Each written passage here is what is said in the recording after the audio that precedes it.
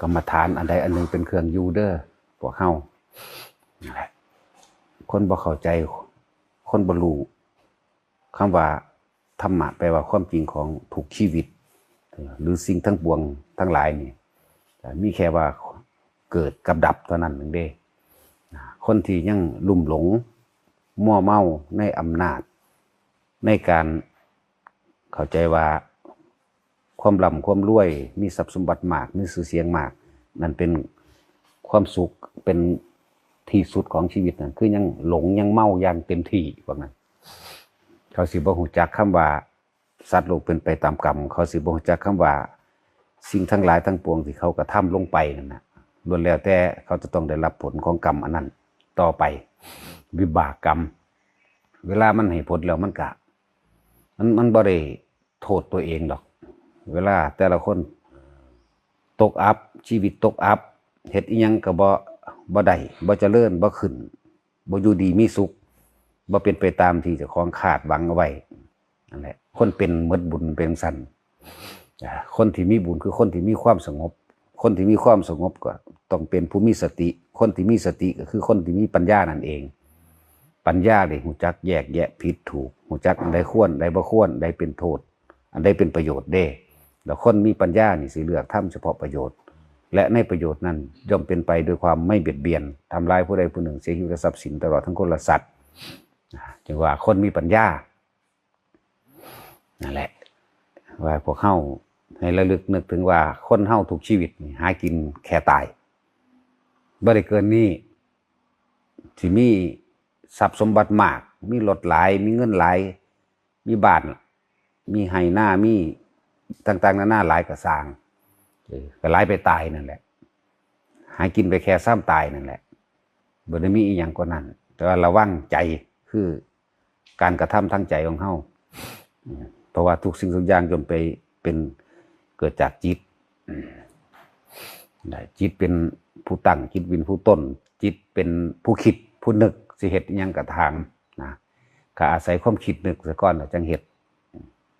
ร่างกายเป็นเครื่องรับใช้ของจิตใจเป็นเครื่องรับใช้ของมันทั้งว่าแต่ละคนเฮาหาที่อยู่หาฐานที่ตั้งที่อยู่ในความรู้สึกของตนเอง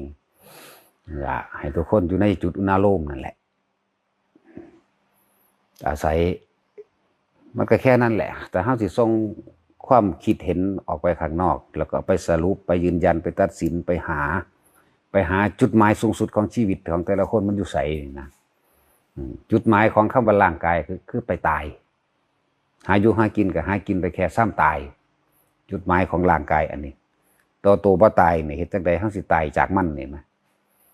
ตายจากความยึดมั่นถือมั่นตายจากอารมณ์ความรู้สึกในความยินดีในความพอใจนี่นะเท่านั้นแหละจึงบอกว่าทุกคนหาที่อยู่ของใจของเจ้าของหาที่อยู่แห่งความรู้สึกสติ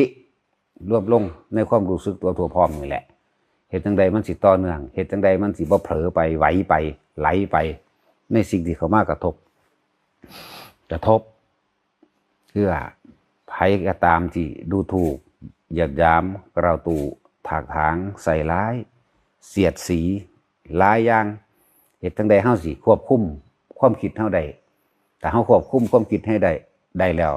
อารมณ์มันก็บ่เกิดเมื่ออารมณ์มันบ่เกิดภพมันก็บ่เกิดเมื่อภพบ่เกิดมันก็ดับมันซะจึงว่าให้หาที่อยู่แห่งความรู้สึกตัวพร้อมของเจ้าของเอง ให้รู้ให้มันไวให้มันทันกลับมาฐานเดิมตลอดโลดทำความรู้สึกตัวอันหนึ่งขึ้นอย่างว่าแหละให้เฮาใส่คำว่าเอาความรู้สึกมาไว้ระหว่างกลางหน้าผากแต่เฮาบ่คิดมันก็มาเองดอก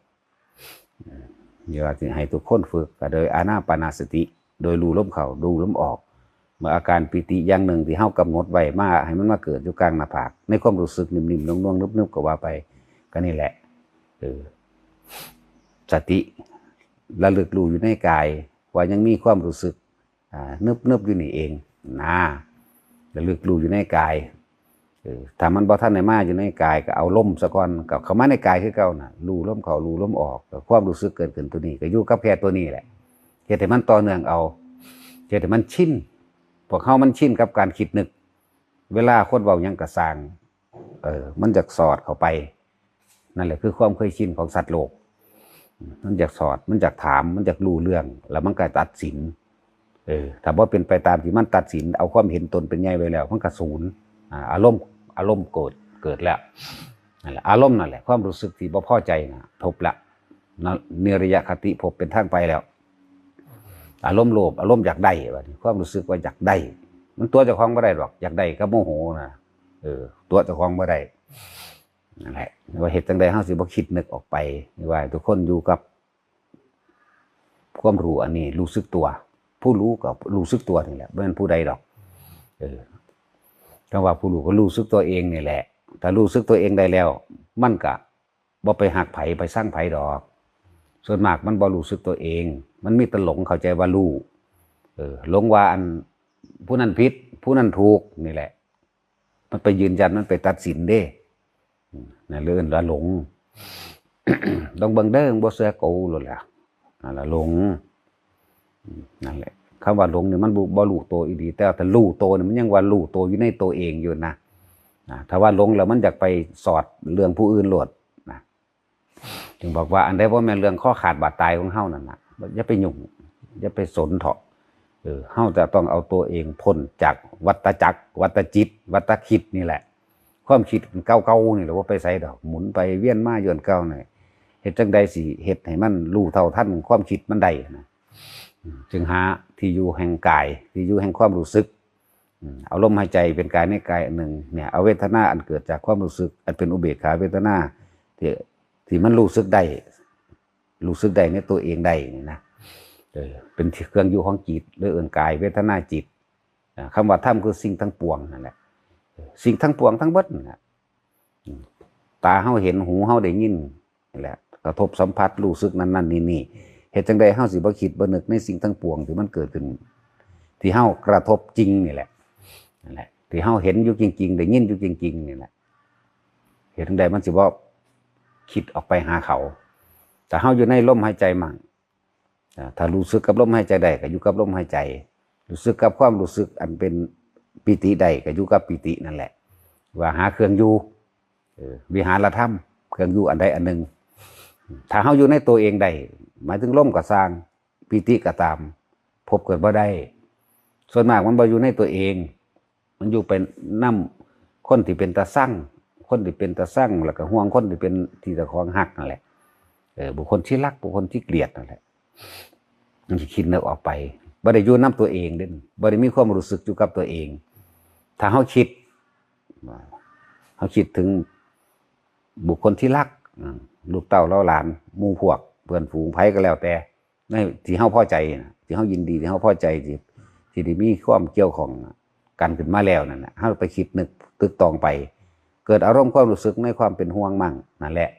จึงบอกว่าความรู้สึกนั่นแหละมันไปอยู่นำผู้อื่นความรู้สึกนั่นแหละวิญญาณก็เลยวิญญาณทางตาหูจมูกลิ้นกายรวมแล้วเลยความรู้สึกพอใจกับไม่พอใจนั่นตัววิญญาณร่วมใหญ่มาเลยนี่ว่าใจกับแม่นว่าจิตกับแม่นเฮาบอกภาษาเฮาว่าผู้ใดถ้ารู้สึกตัวทั่วพร้อมในตัวเองมีความรู้สึกอันใดอันหนึ่งที่อยู่ในเฮากำหนดไว้ตั้งไว้นี่แหละมันก็บ่เกิดดอกนะละนั่นบ่แม่นว่าต้องแบบนั้นต้องแบบนี้ดอกอันนั้นเป็นการอธิบายให้เกิดความกระจ่างแจ้งซื่อๆดอกเป็นคำเว้าที่ว่าสักกายทิฏฐิวิกิกิจฉาสีรพันตุปามาสส่วนวิถีทางที่เฮาเฮ็ดอยู่เดี๋ยวนี้ถ้าสิว่าว่าละนี่ละสังโยชน์หาเลยทีเดียวละสังโยชน์หาทั่วทุกอย่างมันเนื่องจากรูปคนเฮาก็ชินในรูปร่างลักษณะท่าทางของบุคคลที่รักบุคคลที่เกลียด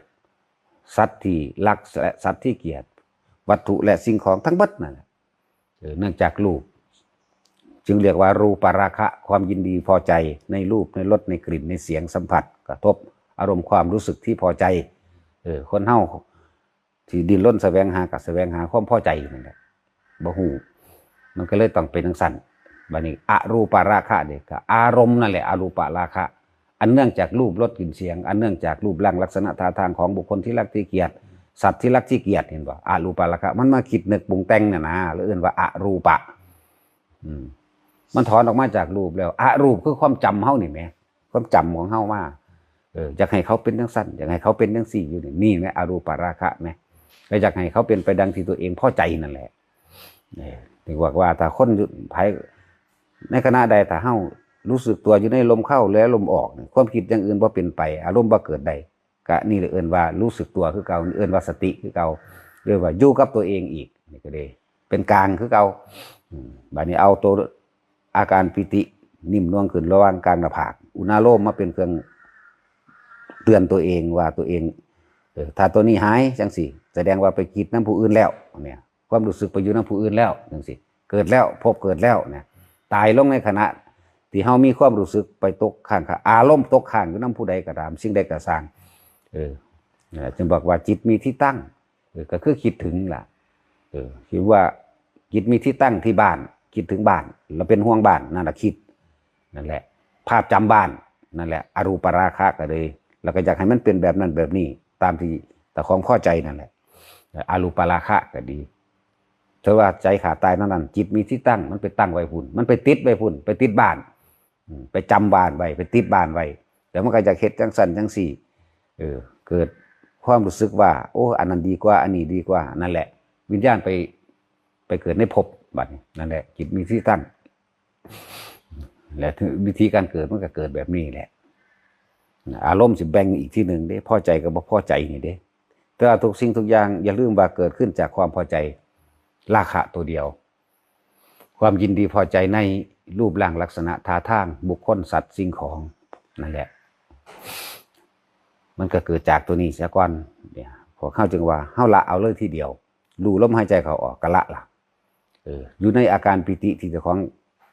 เฮ็ดให้รู้สึกตัวได้กะละแล้วอย่างว่า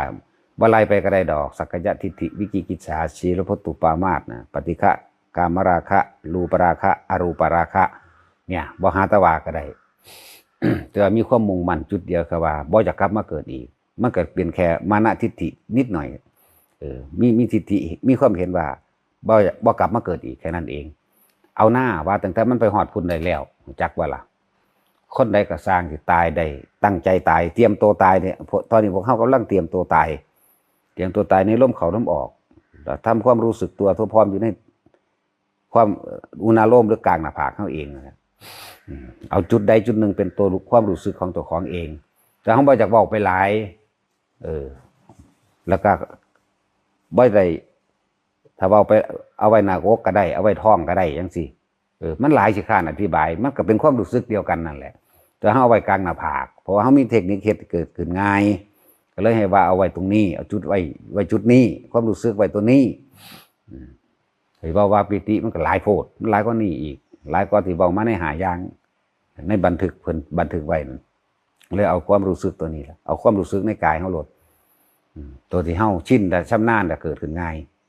ทุกคนฝึกได้ภายในนาทีเดียว2 นาทีเท่านั้นแหละส่วนมากมันบ่ได้เพราะมันค่ายคิดเทียบมันค่ายคิดเทียบถ้ามันได้แล้วโอ้ยมันบ่ได้ยากจังเลยอยู่กับอันนี้บ่เกิดล่ะเท่านั้นนึงดิจักว่าล่ะแต่ทั้งว่าให้มั่นใจในตัวเองนั่นแหละฝึกหัดโดยตัวเองด้วยความเห็นของตัวเองตัวถ้ามันมานิ่มๆนวลๆอยู่ในกลางหน้าผากเจ้าของเองถ้าเวลาใดมันอันนี้หายไปปั๊บเมื่อกี้นี่กูคิดถึงหยังวะตัวก็เปรียบเทียบเอาเองในเจ้าของเองตัวอ๋อเมื่อกี้กูคิดถึงบ้านแล้วปรุงแต่งว่าอยากเฮ็ดจังซั่นจังซี่ความรู้สึกแล้วไปอยู่พุ่นอ๋อนี่เองที่เพิ่นว่าบ่ได้รู้สึกตัวเองบ่ได้อยู่กับตัวเองเป็นแบบนี้เนาะก็ดึงกลับขึ้นมาซั่นตัวเนี่ยมันก็กลับมาเห็นอยู่แค่นี้ภายตายในลมหายใจได้นั่นไงก็บ่กลับมาเกิดอีกและจังว่าละที่เดียวหาอย่างโลด เราเป็นเบื้องต้นซื่อๆเด้แต่ผู้ใดอยู่ในลมหายใจใดอยู่ในอุณาโลมใดนั่นแหละละที่เดียวหาอย่างเลยบ่ไล่ไปก็ได้ดีบ่ดีมันละทั้งเบิดเลยหมดละ10 อย่างเลยหมดละบ่ว่าแต่หานี่แค่เว้าเบื้องต้นให้ทุกคนได้พื้นฐานมันซะก่อนพื้นฐานนักแน่นมั่นคงในพื้นฐานอันนี้ซะก่อนนี่แหละอย่างอื่นๆนั่นน่ะถ้าเว้าไปหลายมันรองรับบ่ได้ดอกเพราะว่ามันท่านเลยเข้าถึงความจริงในประสบการณ์จริงชีวิตจริงของเจ้าของเองถ้าเว้าไปแล้วมันมีแต่การขาดคะเนเอาเองมันเลยเกิดกลายเป็นมานะ ทิฏฐิอุทธัจจะฟุ้งซ่านรำคาญหงุดหงิดถ้ามันบ่เป็นไปตามเห็นบ่ล่ะก็เป็นอวิชชาไปคลุมไว้คือเก่านะเห็นอยู่แค่นี้แล้วก็คำว่าละเดี๋ยวละเองละโดยบ่ได้แม่นเอาความคิดไปละเด้ละโดยการเลิกคิดเด้นั่นแหละคำว่าสัพเพธัมมาแปลว่าสิ่งทั้งหลายทั้งปวงเด้สัพเพธัมมากับอนัตตาติคือเก่านั่นแหละสิ่งทั้งหลายทั้งปวงบ่มีตัวตนนั่นแหละสิ่งทั้งหลายทั้งปวงหาความจีรังอย่างยืนบ่ได้สิ่งทั้งหลายทั้งปวงดับเบิดนี่แหละสัพเพธัมมาอนัตตาก็ได้เดี๋ยวก็สัพเพธัมมา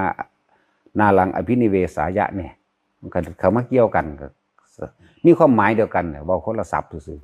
ๆทั้งว่าทุกคนนั่นน่ะถ้าอยากละสิ่งทั้งหลายทั้งปวงเนาะอันตาหูจมูกลิ้นกายใจไปจดไปจำมันหน้าไว้แล้วนี่นะก็มาโดยลมหายใจนี่แหละเป็นเบื้องต้นนั่นน่ะลมหายใจเป็นหนทางความรู้สึกตัวเป็นตัวสติเป็นตัวบอกเป็นตัวรู้สึกโตนี่แหละรู้ว่าพูดไปคิดนั่นแล้วนั่นแหละพุทธภาวะให้มันรู้ในตัวเองแหละพุทธะแปลว่ารู้ภาวะก็คือภาวะรู้ในตัวเองนี่แหละภาวะความคิดความรู้สึกนึกคิดของเจ้าของเองไม่ต้องไปรู้ผู้อื่นดอกดูอยู่นี่เตรียมตัวตายไว้จังดีถ้ามันตั้งใจตายไว้แล้วนั่นมันจะบ่ห่วงหยังดอกเพราะว่าเฮาชินในการอยู่กับลมชินอยู่กับการอยู่ให้ความรู้สึกตัวเองบาดจิตตายแต่แท้มันหันเข้ามาล่มคือเก่าละนะ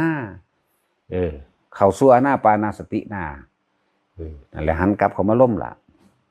คนที่ได้ป่วยตายบางคนที่ตายแบบบ่ได้ตั้งใจบ่ได้เตรียมตัวตายนี่อีกแบบนึงเด้แล้วพวกเฮาจึงบอกว่าให้เป็นผู้มีสติรู้สึกตัวทั่วพร้อมได้ทุกขณะยืนเดินนอนนั่งได้เบิดทำการทำงานอีหยังก็แล้วแต่มันอยู่ในตัวเองได้เพราะว่าความตายมันด่วนจักว่ามันบ่แน่ได้ขี่รถไปดีๆกำลังศูนย์คนรถส้นปัวตายซ้ำไปนรกเฉยเนี่ยจังซั่นแล้วอารมณ์ความรู้สึกบ่พอใจกับคนผู้นี้ย่างไปดีๆงานใหม่ตกใส่หัวตายซ้ำแต่ความคิดของเจ้าตอนนั้นมีความรู้สึกกับไผอารมณ์ใดนี่ตายซ้ำก็มีนั่นแหละจังว่าเฮ็ดให้มันได้ตลอดถ้าตายในแม่นบ่ได้เตรียมตัวตายก็สร้างแต่ว่ามันเตรียมไว้แล้วจักว่ามันอยู่ในลมหรือว่ามันอยู่ในอุณาโลมไว้ได้แล้วนี่ฟ้าผ่าเปรี้ยง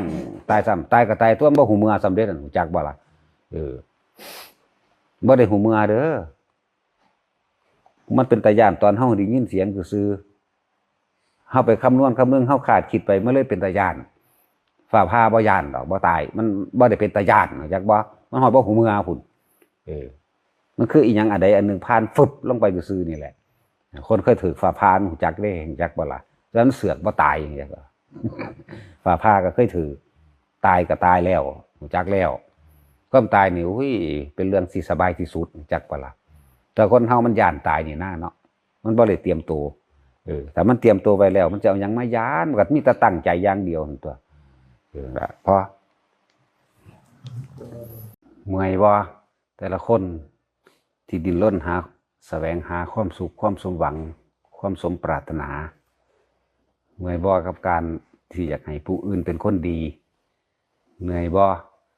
ที่อยากให้คนอื่นมาย่องเจ้าของว่าเจ้าของดีอีกเฮาดิ้นรนหาความหมายของชีวิตเนาะจังว่าลองนั่งนึกหาความหมายของชีวิตของเจ้าของเนี่ยทุกคนนี่เมื่อยบ่หาอยู่หากินหาความสุขนั่นแหละหาความสมหวังหาความสมปรารถนาดิ้นรนแสวงหาเมื่อยบ่กับอยากให้ผู้อื่นเป็นคนดีอยากให้ลูกเต้าเล้าหลานญาติสนิทมิตรสหายหมู่พวกพ่อแม่นะเมื่อยบ่ที่อยากให้คนอื่นว่าเจ้าของอยากให้คนอื่นมายกย่องเจ้าของว่าเป็นคนดีอีกนั่นแหละคิดเบิ่งหาความหมายของชีวิต แต่สุดท้ายถ้าแต่ละคนอยากรู้จักจุดพักหายเหนื่อยให้คิดถึงความตายเด้อสุดท้ายของชีวิตของแต่ละคนบ่มีผู้ใดเอาอีหยังไปได้เลยตายบ่มีหยังเลยแหละถ้าเมื่อยแล้วก็นั่งพิจารณาเบิ่งยืนพิจารณาเบิ่งนอนพิจารณาเบิ่งความหมายที่สุดของชีวิตมันอยู่หม้องใดดิ้นรนกันทุกคนนั่นน่ะต่อสู้หาอยู่หากินก็คือหาความสุขความสมหวังความสมปรารถนานั่นแหละ อะไรทั้งว่าให้หาคิดเบิ่งกูดูที่สุดของความสมหวังของเจ้าของเอง มันมีอยู่บางใดที่สุดของว่าสุขที่สุดในความหมายของชีวิตที่เขาเกิดมามันอยู่ไสหาเบิ่งคักๆนั่นแหละเฮามีแต่หาสิ่งอื่นนอกจากตนเองเฮาเลยบ่เห็นตนเองเพราะว่าเฮาไปฝากความสุขความสมหวังเอาไว้กับความอยากได้อยากดีอยากมีอยากเป็นเอาไปไว้กับบุคคลผู้อื่นสัตว์สิ่งของนั่นแหละแต่อยากหายเหนื่อยพวกเขาหันขึ้นมาหาเจ้าของเบิ่งแน่เด้อสุดท้ายแล้วเฮาได้หยังไปนอนี่ความตายสุดท้ายแล้วตายเนี่ยเป็นเครื่องปลอบประโลมเป็นเครื่องพักใจเจ้าของแน่พักความคิดมันแน่มีแต่คิดหากับคิดหาเนาะแล้วก็ไปลองพักความคิดพิจารณาเบิ่งดูว่าสุดท้ายแล้วเฮาได้อีหยังบ่มีผู้ใดได้อีหยังไปได้เลยเด้นะสิ่งที่ตาเฮาเห็นอยู่นี่ผู้นั้นก็ตายผู้นี้ก็ตายเด็กน้อยก็ตายผู้ใหญ่ก็ตายบ่ได้เกี่ยวกันเลยความตายทุกคนเลยคนมีก็ตายคนบ่มีก็ตายนั่นแหละ ถ้าจะหยุดพักหายเหนื่อยให้พิจารณาเบิ่งความตายมันสิได้พักผ่อนแน่ใจเฮานั่นแหละอย่าให้มันมีแต่ความสะสมเอาหลายสะสมเอาความปรารถนาสะสมเอาความอยากได้ดีมีเป็นเด้ในความสะสมในความคิดต่างๆเนี่ยย่อมก็เกิดอารมณ์นั่นแหละเป็นตัวสะสมภพตัวสะสมมองสิไปเกิดไปหาอีกต่อไปนั่นแหละแต่หยุดหาดิมันจังสิหายเหนื่อยนี่จักว่าหยุดหาลองพิจารณาเบิ่งว่าหาไปได้เท่าใดหาไปได้เท่าตายนั่นเด้กินไปเท่าใดกินไปเท่าตายเกิดมาเท่าใดเกิดมาเท่าตายเนี่ยเบิ่งความหมายสุดท้ายของชีวิตนะแต่ว่าชีวิตมันยังมีอยู่บาดนี้เฮ็ดจังใดมันสิพักกายหายเหนื่อยใจเฮาก็น้อมพิจารณาเข้ามาเบิ่งในปัจจัย4อันเป็นแค่เครื่องอาศัยของชีวิตเฮาเองทุกคนมีที่อยู่อาศัยพอแห้งมีหลายแล้วล่ะไผก็ดีที่อยู่อาศัยบ้านที่อยู่ที่ทำมาหากินนะอาหารยารักษาโรคเครื่องนุ่งห่มมันก็พอเพียงได้แล้วมัธยัสถ์เข้ามาคือหันเข้ามาเบิ่งตัวเองแหละคำว่ามัธยัสถ์เข้ามาให้มาหาความจริงในชีวิตตัวของเองเมื่อมาหาเนี่ยมันก็สิลดหย่อนผ่อนลงในการแสวงหาโดยจิตใจความคิดหานั่นแหละมันสิให้มันพักหายเหนื่อยเนี่ยมันมาเห็นตัวนี้แหละมันก็เฮาก็หาแค่นี้ก็พออยู่พอกินไปซ้ำตายแล้วน้อนี่อาหารก็พอมีที่อยู่อาศัยก็พอมีเครื่องนุ่งห่มก็พอมีอยู่นะยารักษาโรคมันรักษาบ่เศร้าดอกมันแค่ว่าบรรเทาความเจ็บปวดของร่างกายซื่อๆแล้วมันก็สิไปตายอีกแต่เฮายังมีความคิดมีอารมณ์มีความรู้สึกในความพอใจและบ่พอใจในการหาความหมายของคำว่าสุขที่สุดนั่นน่ะมันยังมีอยู่บางใดนั่นแต่เฮายังบ่เลิกหาในความคิดอันนี้เฮาก็ต้องไปเกิดใหม่เปลี่ยนร่างใหม่ร่างกายนี่บ่ได้รู้เรื่องกับเฮาเด้เป็นธรรมชาติอันหนึ่งแค่อาศัยเครื่องนุ่งห่มที่อยู่อาศัยตลอดทั้งอาหารดำเนินไปเพียงตายถ้าตายแล้วแต่จิตใจยังโหยหาอยู่นั่นก็ไปเกิดใหม่หาใหม่หาอยู่หากินใหม่หาความสุขใหม่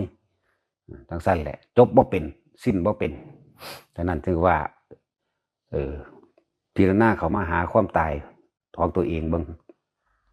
เอาผู้อื่นเทียบก่อนก็ได้ที่เฮามีชีวิตอยู่นี่ก็เห็นคนตายมาหลายแล้วเขาก็หากินเพียงตายนั่นก็หันเข้ามากูก็สิคือกันตัวนะนั่นแหละว่าหยุดโหยหาทางใจลงมาหยุดโหยหา ถ้าเฮาหยุดโหยหาได้แล้วเฮาก็สิเข้ามาเห็นที่อยู่อาศัยพออยู่พอได้อยู่ดอกเว้ยเนี่ยอาหารก็พอได้หาอยู่หากินได้อยู่ดอกเนี่ยก็ลดลงมามันก็ลดภพลดชาติดับ ตัดท่อนภพศาสตร์ลงมาเลยภพคืออารมณ์ภพคืออารมณ์ความรู้สึกที่พอใจกับบ่พอใจภพถ้าบ่พอใจสะสมความบ่พอใจสะสม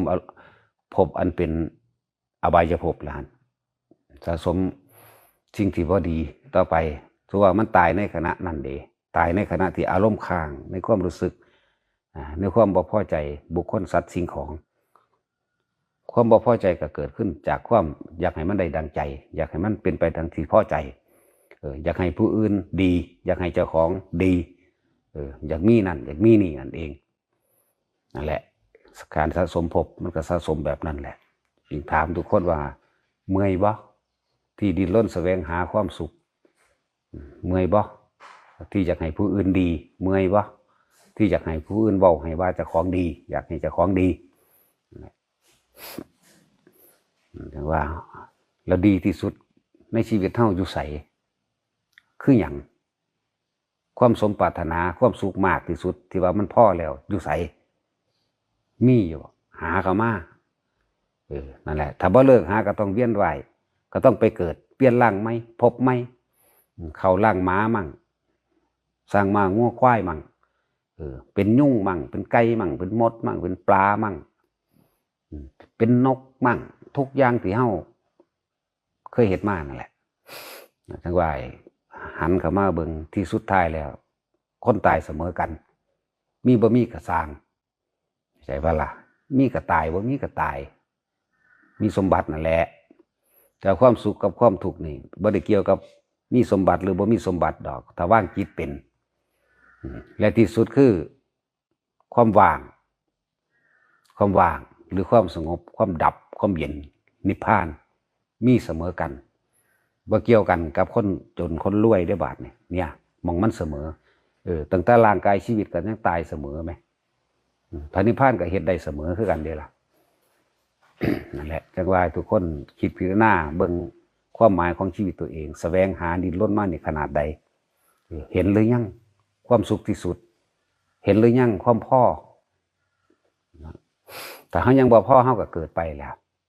แล้วจังว่าหันเข้ามา วิธีที่สิหาความพอวิธีที่สิเห็นความว่างเพิ่นก็บอกได้แต่วิธีทำบอกทางเดินได้เท่านั้นแต่ผู้เดินทางสุดทางธรรมบุคคลผู้นั้นสิเป็นผู้เห็นเองรู้เอาเองในคนผู้นั้นอธิบายบ่ได้อันตัวนั้นเพราะว่าที่สุดแห่งธรรมคือเหนือธรรมทั้งปวงเหนือสิ่งทั้งปวงเหนือสุขเหนือทุกข์เหนือความคิดเห็นทั้งปวงคนผู้นั้นสิรู้เอาเองเพราะเหนือธรรมทั้งปวงแล้ว บ่อาจสามารถสื่อสารโดยภาษาพูดภาษาเขียนได้ที่อธิบายให้แต่ละมือก็เพียงแค่ว่าบอกวิธีทำบอกหนทางเท่านั้นส่วนบอกทางแล้วเฮาสิเดินทางหรือบ่เดินต่างหากล่ะจึงบอกว่าธรรมะคำสอนที่พระพุทธเจ้าเฮาแสดงออกมาเนี่ยเป็นดุจดังว่าเรือไว้ถักพายข้ามแม่น้ำไปถึงฝากฟังแล้วก็ทิ่มเรือเมื่อถึงฝากฟังแล้วมันบ่มีอีหยังเอาไปได้นะว่าขึ้นอยู่กับตัวเองเด้บ่ได้ขึ้นอยู่กับผู้อื่นเลยบ่มีผู้ใดเฮ็ดให้ไผได้สิ่งนี้แม้แต่ผู้เขาเจ้าอยู่เหนือสิ่งทั้งปวงสัพเพธัมมานารังนี่คือสิ่งทั้งปวงนี่เขาเจ้าก็บ่อาจสามารถที่จะถอดความรู้สึกนั้นไปได้เด้เพราะว่ามันเบิดมันบ่มีความรู้สึกในความพอใจและบ่พอใจมันว่างขึ้นอยู่กับตัวเองเบิดทุกอย่างหั่นอัตตาหิอัตโนนาโถนั่นแหละจึงบอกว่าสัตว์โลกก็เป็นไปตามกรรมอีกจึงบอกว่าเมื่อยบ่ที่อยากให้ผู้อื่นดีเมื่อยบ่ที่อยากให้เจ้าของดีเมื่อยบ่ที่แสวงหาความสุขแล้วก็พบหรือยังพ่อหรือยังเห็นหรือยังความสุขที่สุดในโลกอันนี้ความสุขที่สุดในชีวิตของเจ้าของเองพ่อหรือยังมีหรือยังเห็นหรือยังได้หรือยังนี่นะฉะนั้นว่าวิธีทำที่พุทธเจ้าเฮาเพิ่นแสดงบอกเฮาก็บอกโดยวิธีที่เฮาถนัดล่ะที่กินที่เฮาผ่านมาทั้งเบิดถนัดเบิดนั่นแหละเพียงแต่ว่า คนเฮาว่างบ่เป็นมันสิหลงโพดถนัดเบิดนั่นแหละในกรรมฐาน40อย่างแต่ว่าอย่างที่ทำง่ายก็เลยบอกแต่วิธีทำว่าให้รู้อยู่ในลมหายใจ นี่เป็นวิธีทำเป็นทางซื่อคำว่าดำรงสติให้มั่นคือรู้ในปัจจุบันรู้หยังรู้ลมเข้าออกในอื่นปัจจุบันนั่นแหละถ้ารู้ในปัจจุบันคือแค่ลมเข้าออกอดีตอนาคตถือว่างไปแล้วเด้เห็นไหมเป็นอุเบกขาแล้วไหมผู้ใดเป็นผู้เดินทางผู้ใดเป็นผู้อยู่ในหมังหันผู้นั้นก็รู้เอาเองนั่นแหละอุเบกขาคือบ่คิดถึงบุคคลสัตว์สิ่งของอดีตอนาคตเกิดบ่ได้เด่นพบก็ถูกดับไปได้ในขณะนั้นเพียงพวกเฮาให้ทำความเข้าใจครับว่าเป็นผู้มีจิตหนึ่งที่เพ่งอยู่ไสก็เพ่งอยู่ลมนี่แหละเพ่งอยู่ลมมั่งสติก็คือลมหายใจเข้าออกมั่งปัจจุบันก็คือลมหายใจเข้าออกมั่งเพิ่นก็บอกอยู่แค่นี้เฮาเฮ็ดไปเรื่อยเฮาก็เทียบตัวเองตัวถ้าเฮาออกจากปัจจุบันณขณะคือสติรู้ลมเข้าออกนี่แสดงว่าพุ่นไปหาอดีตล่ะถ้าอดีตแล้วก็ต้องอนาคตพร้อมกันไปเลยอนิจจังอนัตตาพร้อมกันไปโลดทุกเกิดโลดนะเป็นสั้นจึงบอกว่าครับบอกได้แต่วิธีทำเด้อแล้วก็เป็นวิธีที่ง่ายทุกคนมีลมหายใจเสมอกันมีหูดังเสมอกันขึ้นอยู่ว่ากับตัวเองจะพายมากพายน้อยเท่านั้นเด้ตัวเองเด้ความเพียรความขยันของเจ้าของเองความประคองสติของเจ้าของเองเด้นั่นแหละ เราให้เข้าใจคำว่าปัจจุบันณขณะตรงหน้าทีนี้เฮาฝึกแล้วเฮาฝึกเริ่มอยู่กับตัวเองได้แล้วตัวเองคือลมหายใจนั่นแหละแสดงว่าลมหายใจนี่มันบ่คิดถึงบุคคลสัตว์สิ่งของอันอื่นๆเด้นี่แหละเอิ้นว่าปัจจุบันณขณะตรงหน้าคือรู้อยู่กับลมหายใจมันเนี่ยฝึกไปคล่องแล้วลำดับต่อไปมันก็เกิดลมหายใจก็หายไปเหลือแต่อาการปิติก็อยู่กับอาการปิตินั่นแหละเพ่งอยู่เป็นผู้มีจิตหนึ่งที่เพ่งอยู่มันก็สงบเลยเด้แค่นั้นก็เด้ต่อไปอาการปิติอันเกิดทางร่างกายมันก็หายไปเหลือแต่นามกายบัดนี้เป็นผู้มีความอิ่มปราโมทย์อิ่มดับเย็นจังสั่นนะนั่นแหละผู้นั้นก็สิเป็นผู้เขาไปถึงความรู้สึกตัวนั้นเองดอกส่วนนั้นว่าสิว่างหรือบ่ว่างเป็นเรื่องของผู้นั้นเองอีกต่างหากเด้เป็นผู้มีจิตหนึ่งที่เพ่งอยู่เนี่ยได้ทุกระดับเด้เพียงแต่ว่าเฮาไปติดไปชินในอดีตที่ได้จากการได้ยินได้ฟังมาเราไปเทียบเอาองค์นั้นว่าองค์นี้ว่าหนังสือว่าพระไตรปิฎกว่านั่นปัจจุบันในขณะตรงหน้ารู้ลมเข้าออกนี่ก็ได้กระดับเย็นบ่แห้งแล้วปัจจุบันขณะตรงหน้าเฉพาะอาการปิติเกิดขึ้นกระดับเย็นบ่แห้งเลยปัจจุบันนั้นตรงหน้ามีความว่างๆจิตเบากายเบาไม่คิดไม่นึกนี่ไหมกระดับเย็นนั่นเลยเพียงแต่ว่าบัดพอมีสิ่งใดสิ่งหนึ่งเกิดขึ้นเฮาสินำไปคิดบ่นี่นะถ้านำไปคิดปุ๊บมันเห็นเมื่อกี้ปุ๊บแล้วหันหลังให้คิดปั๊บนั่นเป็นอดีตแล้วเห็นบ่นี่ไหมอนิจจังอนัตตามันเร็วบ่อดีตอนาคตมันเร็วเด้เดี๋ยวเฮาเลี้ยวเห็นปั๊บนี่จำภาพหน้าเข้าไปแล้วคนผู้นั้นคิดละบาดนี่เอิ้นว่าบ่ได้อยู่ในปัจจุบันจักบ่บาดนี่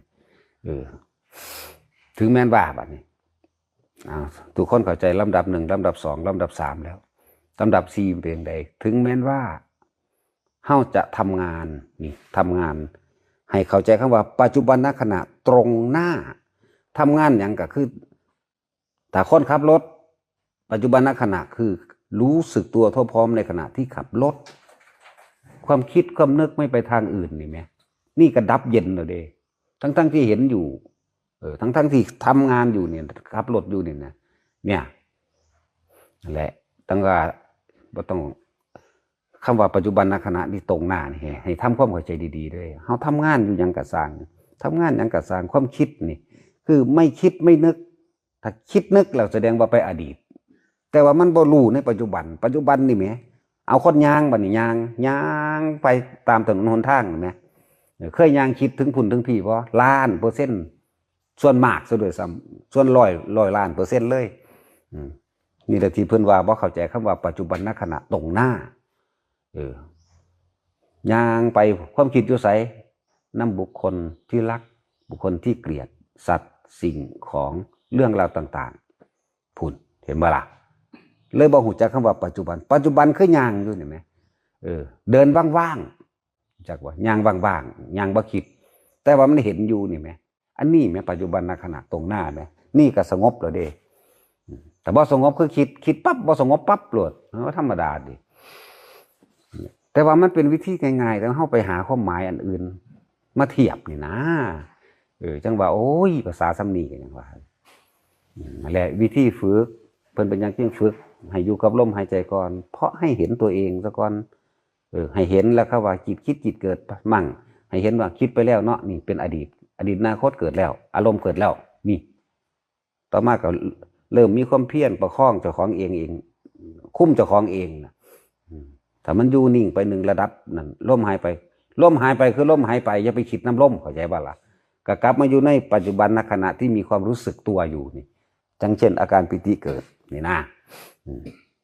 นี่คำว่าปัจจุบันคืออยู่ในปัจจุบันณขณะตรงหน้าในความรู้สึกตัวเท่าพร้อมนี่แม้สมาธิมันแปลว่าจิตตั้งมั่นในความสงบในตัวเองนี่มันเป็นสงบน้ำผู้อื่นปิติหายไปอันเกิดจากหรือมันแผ่ออกมาทางร่างกายจังซี่ก็ให้รู้ปัจจุบันณขณะตรงหน้าอยากบอกบ่แม่นไปคิดเอ้ามันคือเป็นแนวนี้มันคือหายไปแล้วนี่แหมหายแวบในขณะ2 เสี้ยววินาทีนี่ก็สร้างนี่เป็นอดีตแล้วได้นี่เนี่ยแหละจึงบอกว่าย่างกับย่างอยู่ในความว่างนี่ว่างจากจิตเด้เข้าใจบ่ล่ะว่างจากความคิดแหมบ่แม่นว่าบ่เห็นหยังเลยเด้คำว่าว่างบ่แม่นว่าไม่ได้ยินไม่ได้เห็นเด้ว่าคำว่าว่างทั้งได้ยินทั้งได้เห็นทั้งได้กลิ่นเนี่ยกระทบสัมผัสรู้สึกทางกายทุกอย่างแต่จิตไม่คิดไม่นึกนี่แม่ว่างไหมเข้าใจบ่ล่ะถ้าไม่คิดไม่นึกแล้วมันก็เป็นปัจจุบันณขณะนี่มันประคองอยู่แค่นี้นึงเด้ว่าบ่หาตะเป็นเดินทางไปหาไสก็ได้ดอกถ้าคนเข้าใจว่างเป็นแล้วอยู่ไสก็สงบปึ๊ดพอสงบมันบ่แม่นว่าบ่หูยินนะสงบคือไม่คิดไม่นึกนี่แหมคำว่าสงบไหมปราศจากความคิดนึกนี่แหมถ้าคิดนึกมันก็ปรุงแต่งอยู่แล้วล่ะอารมณ์ก็ก่อเกิดได้แน่อย่างสั้นตัวเรื่องว่าทุกคนอยู่ปัจจุบันณขณะตรงหน้าถามหลวงปู่ศรีดูนี่พอเพิ่นกินข้าวเพิ่นบ่ได้กินอยู่กับเจ้าของเพิ่นกินกับผู้อื่นคิดถึงผู้นั้นคิดถึงผู้นี้เรื่องราวต่างๆสารพัดนั่นแหละด้วยบ่ฮู้จักปัจจุบันคือหยังกินข้าวปู่ศรีกินข้าวได้จักค่ำมื้อนี้บ่จักที่แรกเห็นบ่มื้อ2ก็ถามอีกได้20คำที่เท่าใดอีกเน้นซะอีกเด้นี่ก็ว่าวิธีฝึกให้คนอยู่ปัจจุบันขณะตรงหน้ามันก็จ่อตัวบัดนี้กินข้าวก็มีสติตัวนี้รู้สึกตัวทั่วพร้อมด้วยสตินั่นนี่รู้สึกตัวว่าเจ้าของเฮ็ดหยังอยู่นี่ได้คำที่เท่าใดแล้วคำที่12คำนี้เป็นคำที่12คำต่อไปเป็นคำที่เท่าใดก็คำที่13นี่แม้ปัจจุบันเดี๋ยวจะต้องฝึกให้ทุกคนรู้จักปัจจุบันแน่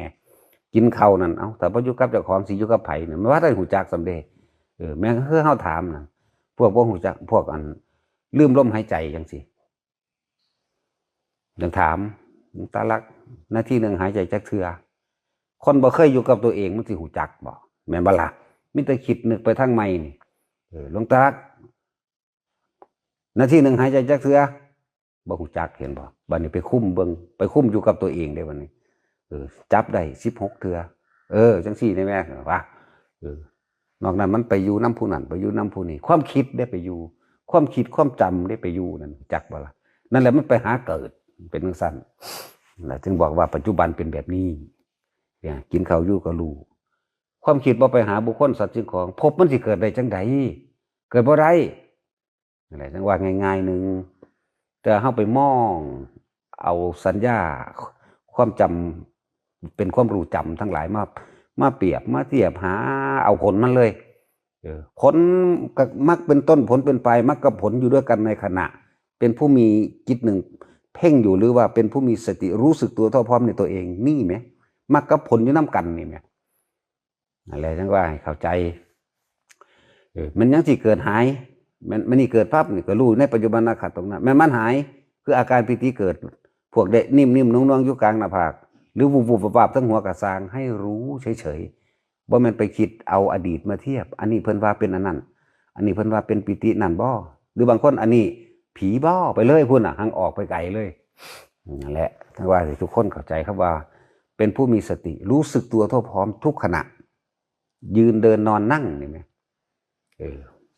แล้วคำว่าสมาธิจิตตั้งมั่นในความสงบมันทั้งรู้เท่าท่านมันท่านความคิดมันดอกแต่เฮาฝึกตัวเองให้อยู่กับตัวเองจากบ่ล่ะอยู่กับลมหายใจนี่มันง่ายแล้ว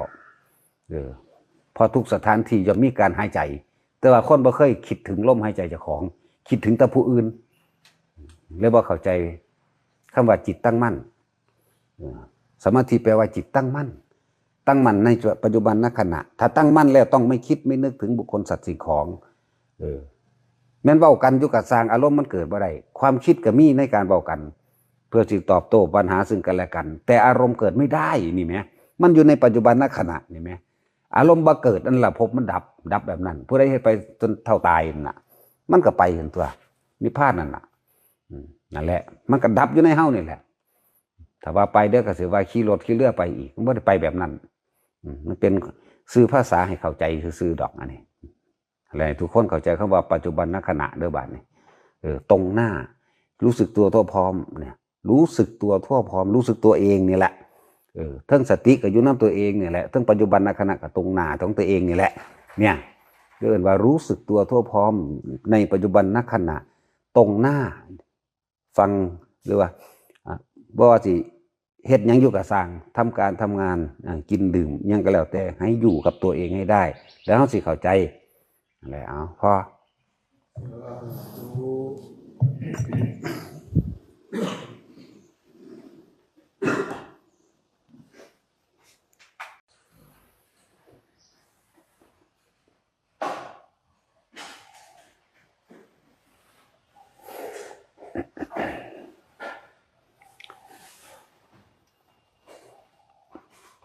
มีหลายคนพยายามที่ทำความเข้าใจ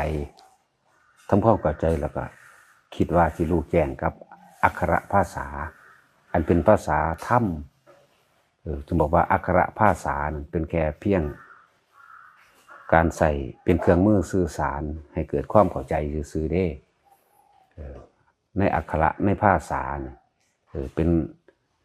ความรู้จริงของผู้คนเขาไปถึงแล้วเพิ่นจึงมาบันทึกไว้ให้เกิดแนวทางในการที่นำไปปฏิบัตินะ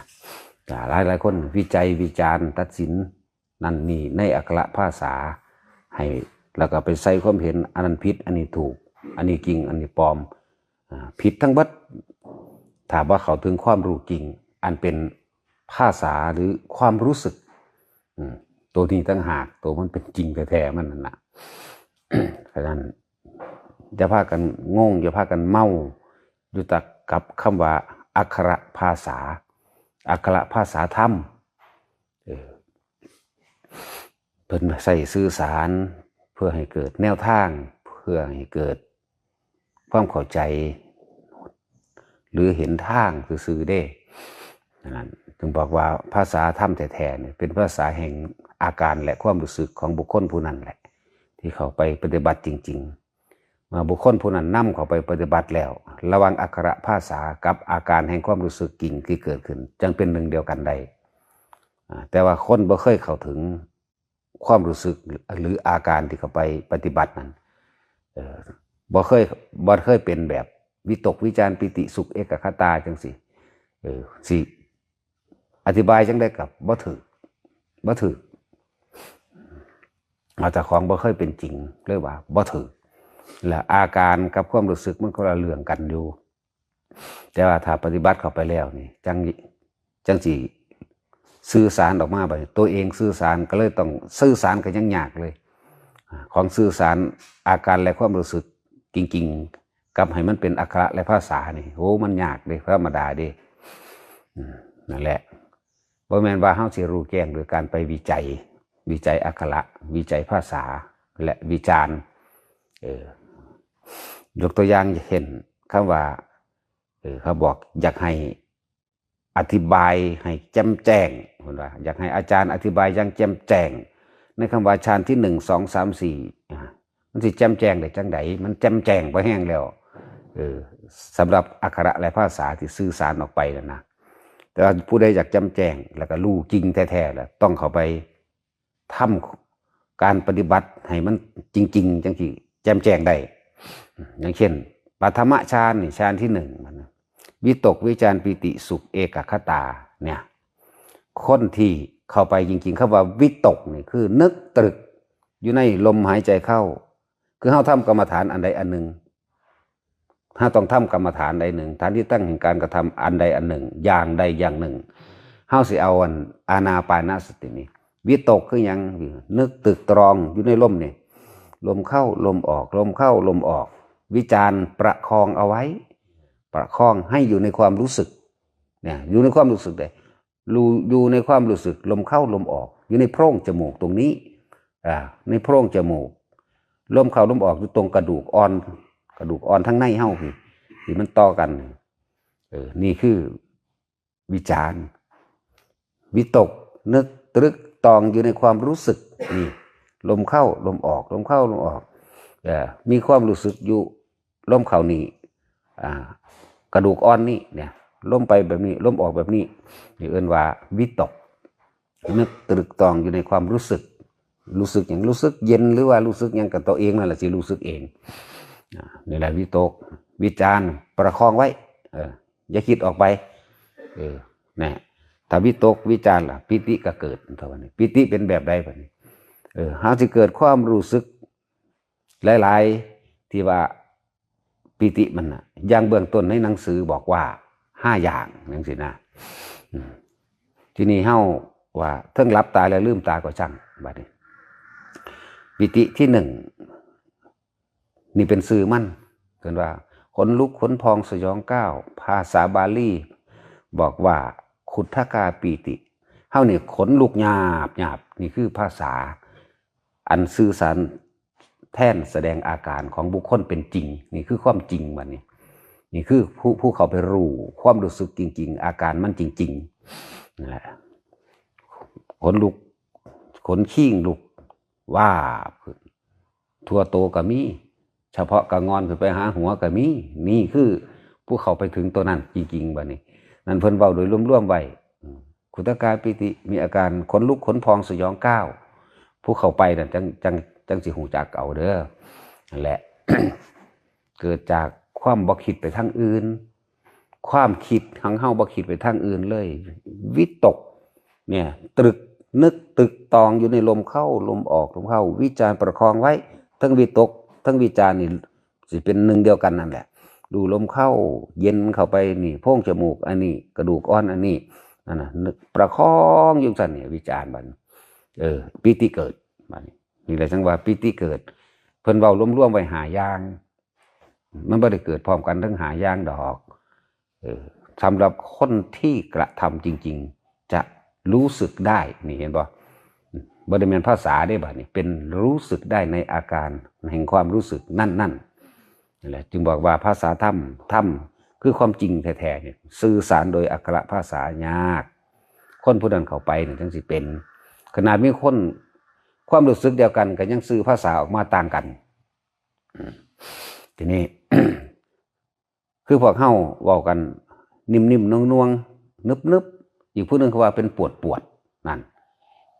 ผู้สิใส่ซื้อภาษาว่าปวดเขาเข้าใจว่าเป็นปวดเบ้าตาเป็นปวดหน้าผากเป็นคือปวดหัวปวดแขวไปเด้เนี่ยนี่แหละจึงบอกว่ามันเป็นการสื่อสารในอักขระภาษามันยากแต่ความรู้สึกเดียวกันเดียวก็ยังอันสื่อออกมาคนละสื่อตุ๊บนุบเฮาว่านิ่มนวงเสียวจังซี่เฮาว่าเย็นลึกๆในกระดานหน้าผากจังซี่เพื่อสิให้ความรู้สึกพวกนั้นสิถ่ายทอดมาเป็นภาษาเขาเข้าใจได้แล้วนั่นล่ะจังซี่เฮาก็ปล่อยผ่านไปเพื่อให้เขาเกิดกรรมฐานอันใดอันหนึ่งอันเป็นที่ตั้งหรือวิหารธรรมเฮาเอาตัวนี้เป็นเครื่องอยู่ของใจเฮาเอาตัวนี้เป็นเครื่องอยู่ของความรู้สึกเฮาหรือวิหารธรรมนี่ก็ภาษาเห็นบ่นี่อักขระและภาษาล่ะอันนี้ที่สื่อสารเพื่อเกิดความเข้าใจว่าอยู่ในความรู้สึกนั่นเด้ออยู่ในลมนั่นเด้อนะจึงบอกว่ามันอธิบายมันก็แจ่มแจ้งเบิดในหนังสือเพิ่นก็อธิบายแจ่มแจ้งแล้วนะแต่อยากแจ้งอยากรู้จริงบัดนี้ก็ตัวเองต้องลงเองเฮ็ดเองว่าวิตกวิจารปีสุขเอกคตานี่วิตกเฮาเอาอานาปานสติเป็นกรรมฐาน แห่งการกระทำของเฮาเองเนี่ยนึกตึกตองในลมเข้าลมออกลมเข้าลมออกเย็นแบบนี้วิจารณ์ประคองไว้ปีติเกิดบางคนก็ขนลุกขนพองสยองก้าวนี่บางคนก็อิ่มบัดคณิกะปีติเนี่ยคณิกะปีติอิ่มคือสิให้ได้บัดนี้อึกอักเข้าได้บ่านั่นแหละจิตมันสงบมันได้รับรสแห่งความสงบรสแห่งใดก็สู่รสแห่งธรรมบ่ได้นี่แหละจึงอธิบายออกมายากนี่แหละคือคณิกาปีตินะภารณาปีติว่านี่ภาษาโยกหน้าโยกหลังโยกซ้ายโยกขวาโยกลึกๆโยกนิ่มๆเนี่ยภาษาบางคนก็ไปเจอแบบนั้นวันนี้โอกันติกาปีติมันต้องก็เห็นความแสงสว่างวาบมาวาบไปวาบมาลอยไปลอยมาอย่างก็แล้วแต่ที่เป็นแสงชี้ได้ก็แล้วแต่อันนี้เป็นภาษาบางคนก็อุพงคาปีติมีอาการลอยขึ้นมีความรู้สึกว่าลอยขึ้นนี่เป็นภาษาเด้อเกิดสื่อสารว่าบางมันเกิดบ่ได้คือกันนะเฮาก็เลยมีวิธีการว่าเฮาสิเอาเฉพาะจับจุดอุณาโลมที่จริงก็คือเอาปีติมาไว้ระหว่างกลางคิ้วระหว่างกลางคิ้วกลางหน้าผากมันก็ล่ามไปใส่กันก็เลยว่าคิ้วมั่งว่าหน้าผากมันก็ว่ามันเป็นจุดน้อยๆซ้ำปลายเข็มเว้ยมันก็วาบอยู่มันว่ามันก็นิ่มๆนุ่งๆอยู่นั่นแหละเลยบอกนี่คืออธิบายแล้วนะ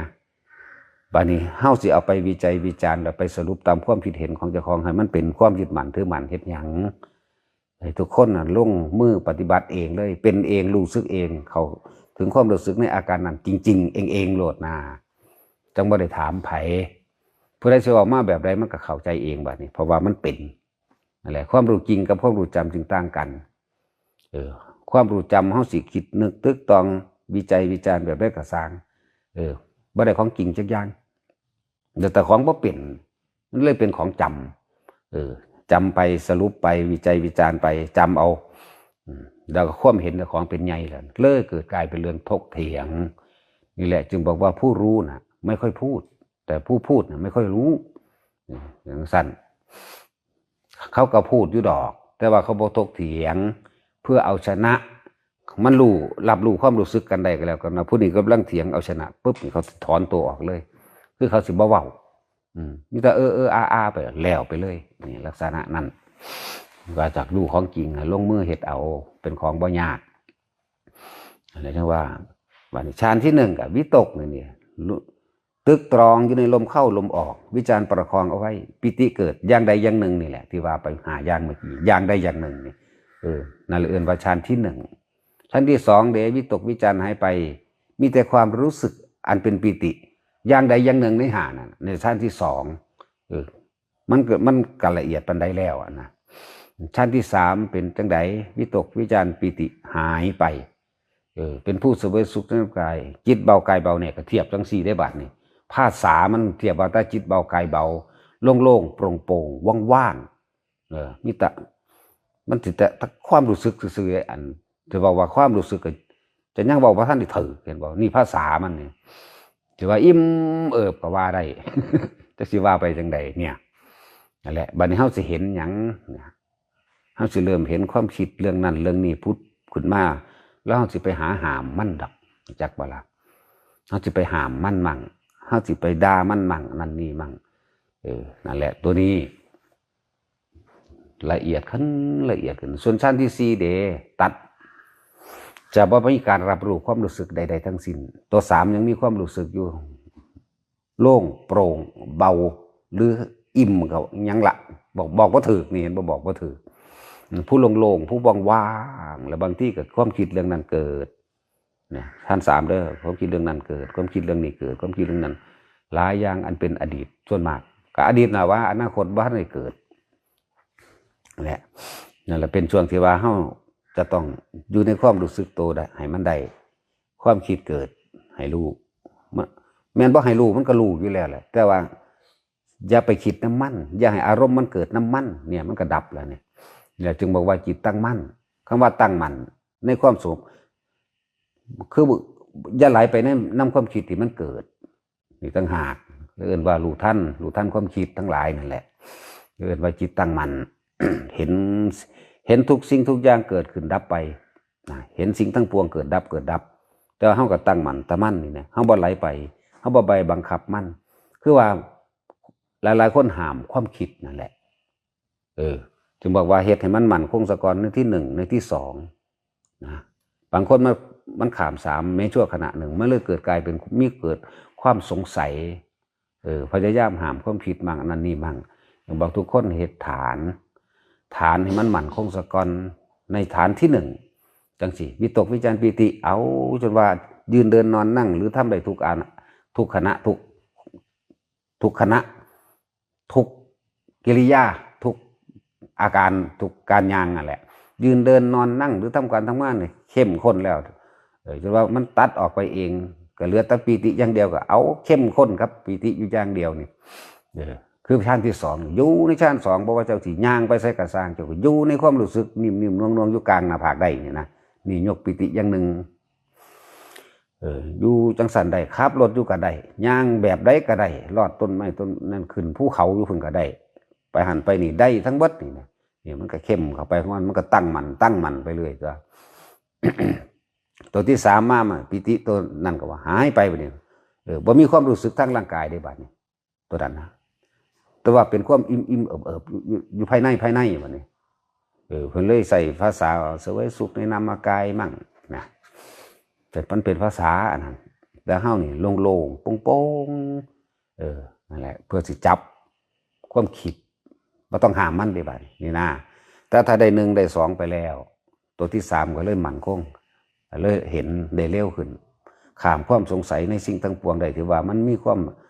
เปลี่ยนแปลงเรื่องนั้นเรื่องนี้เกิดขึ้นตั้งอยู่ดับไปแบบนั้นแบบนี้ก็ว่าไปแต่ว่าเฮาบ่ไหลไปในความเกิดขึ้นตั้งอยู่ดับไปอารมณ์เกิดบ่ได้เฮาบ่ได้เข้าไปเป็นผู้คิด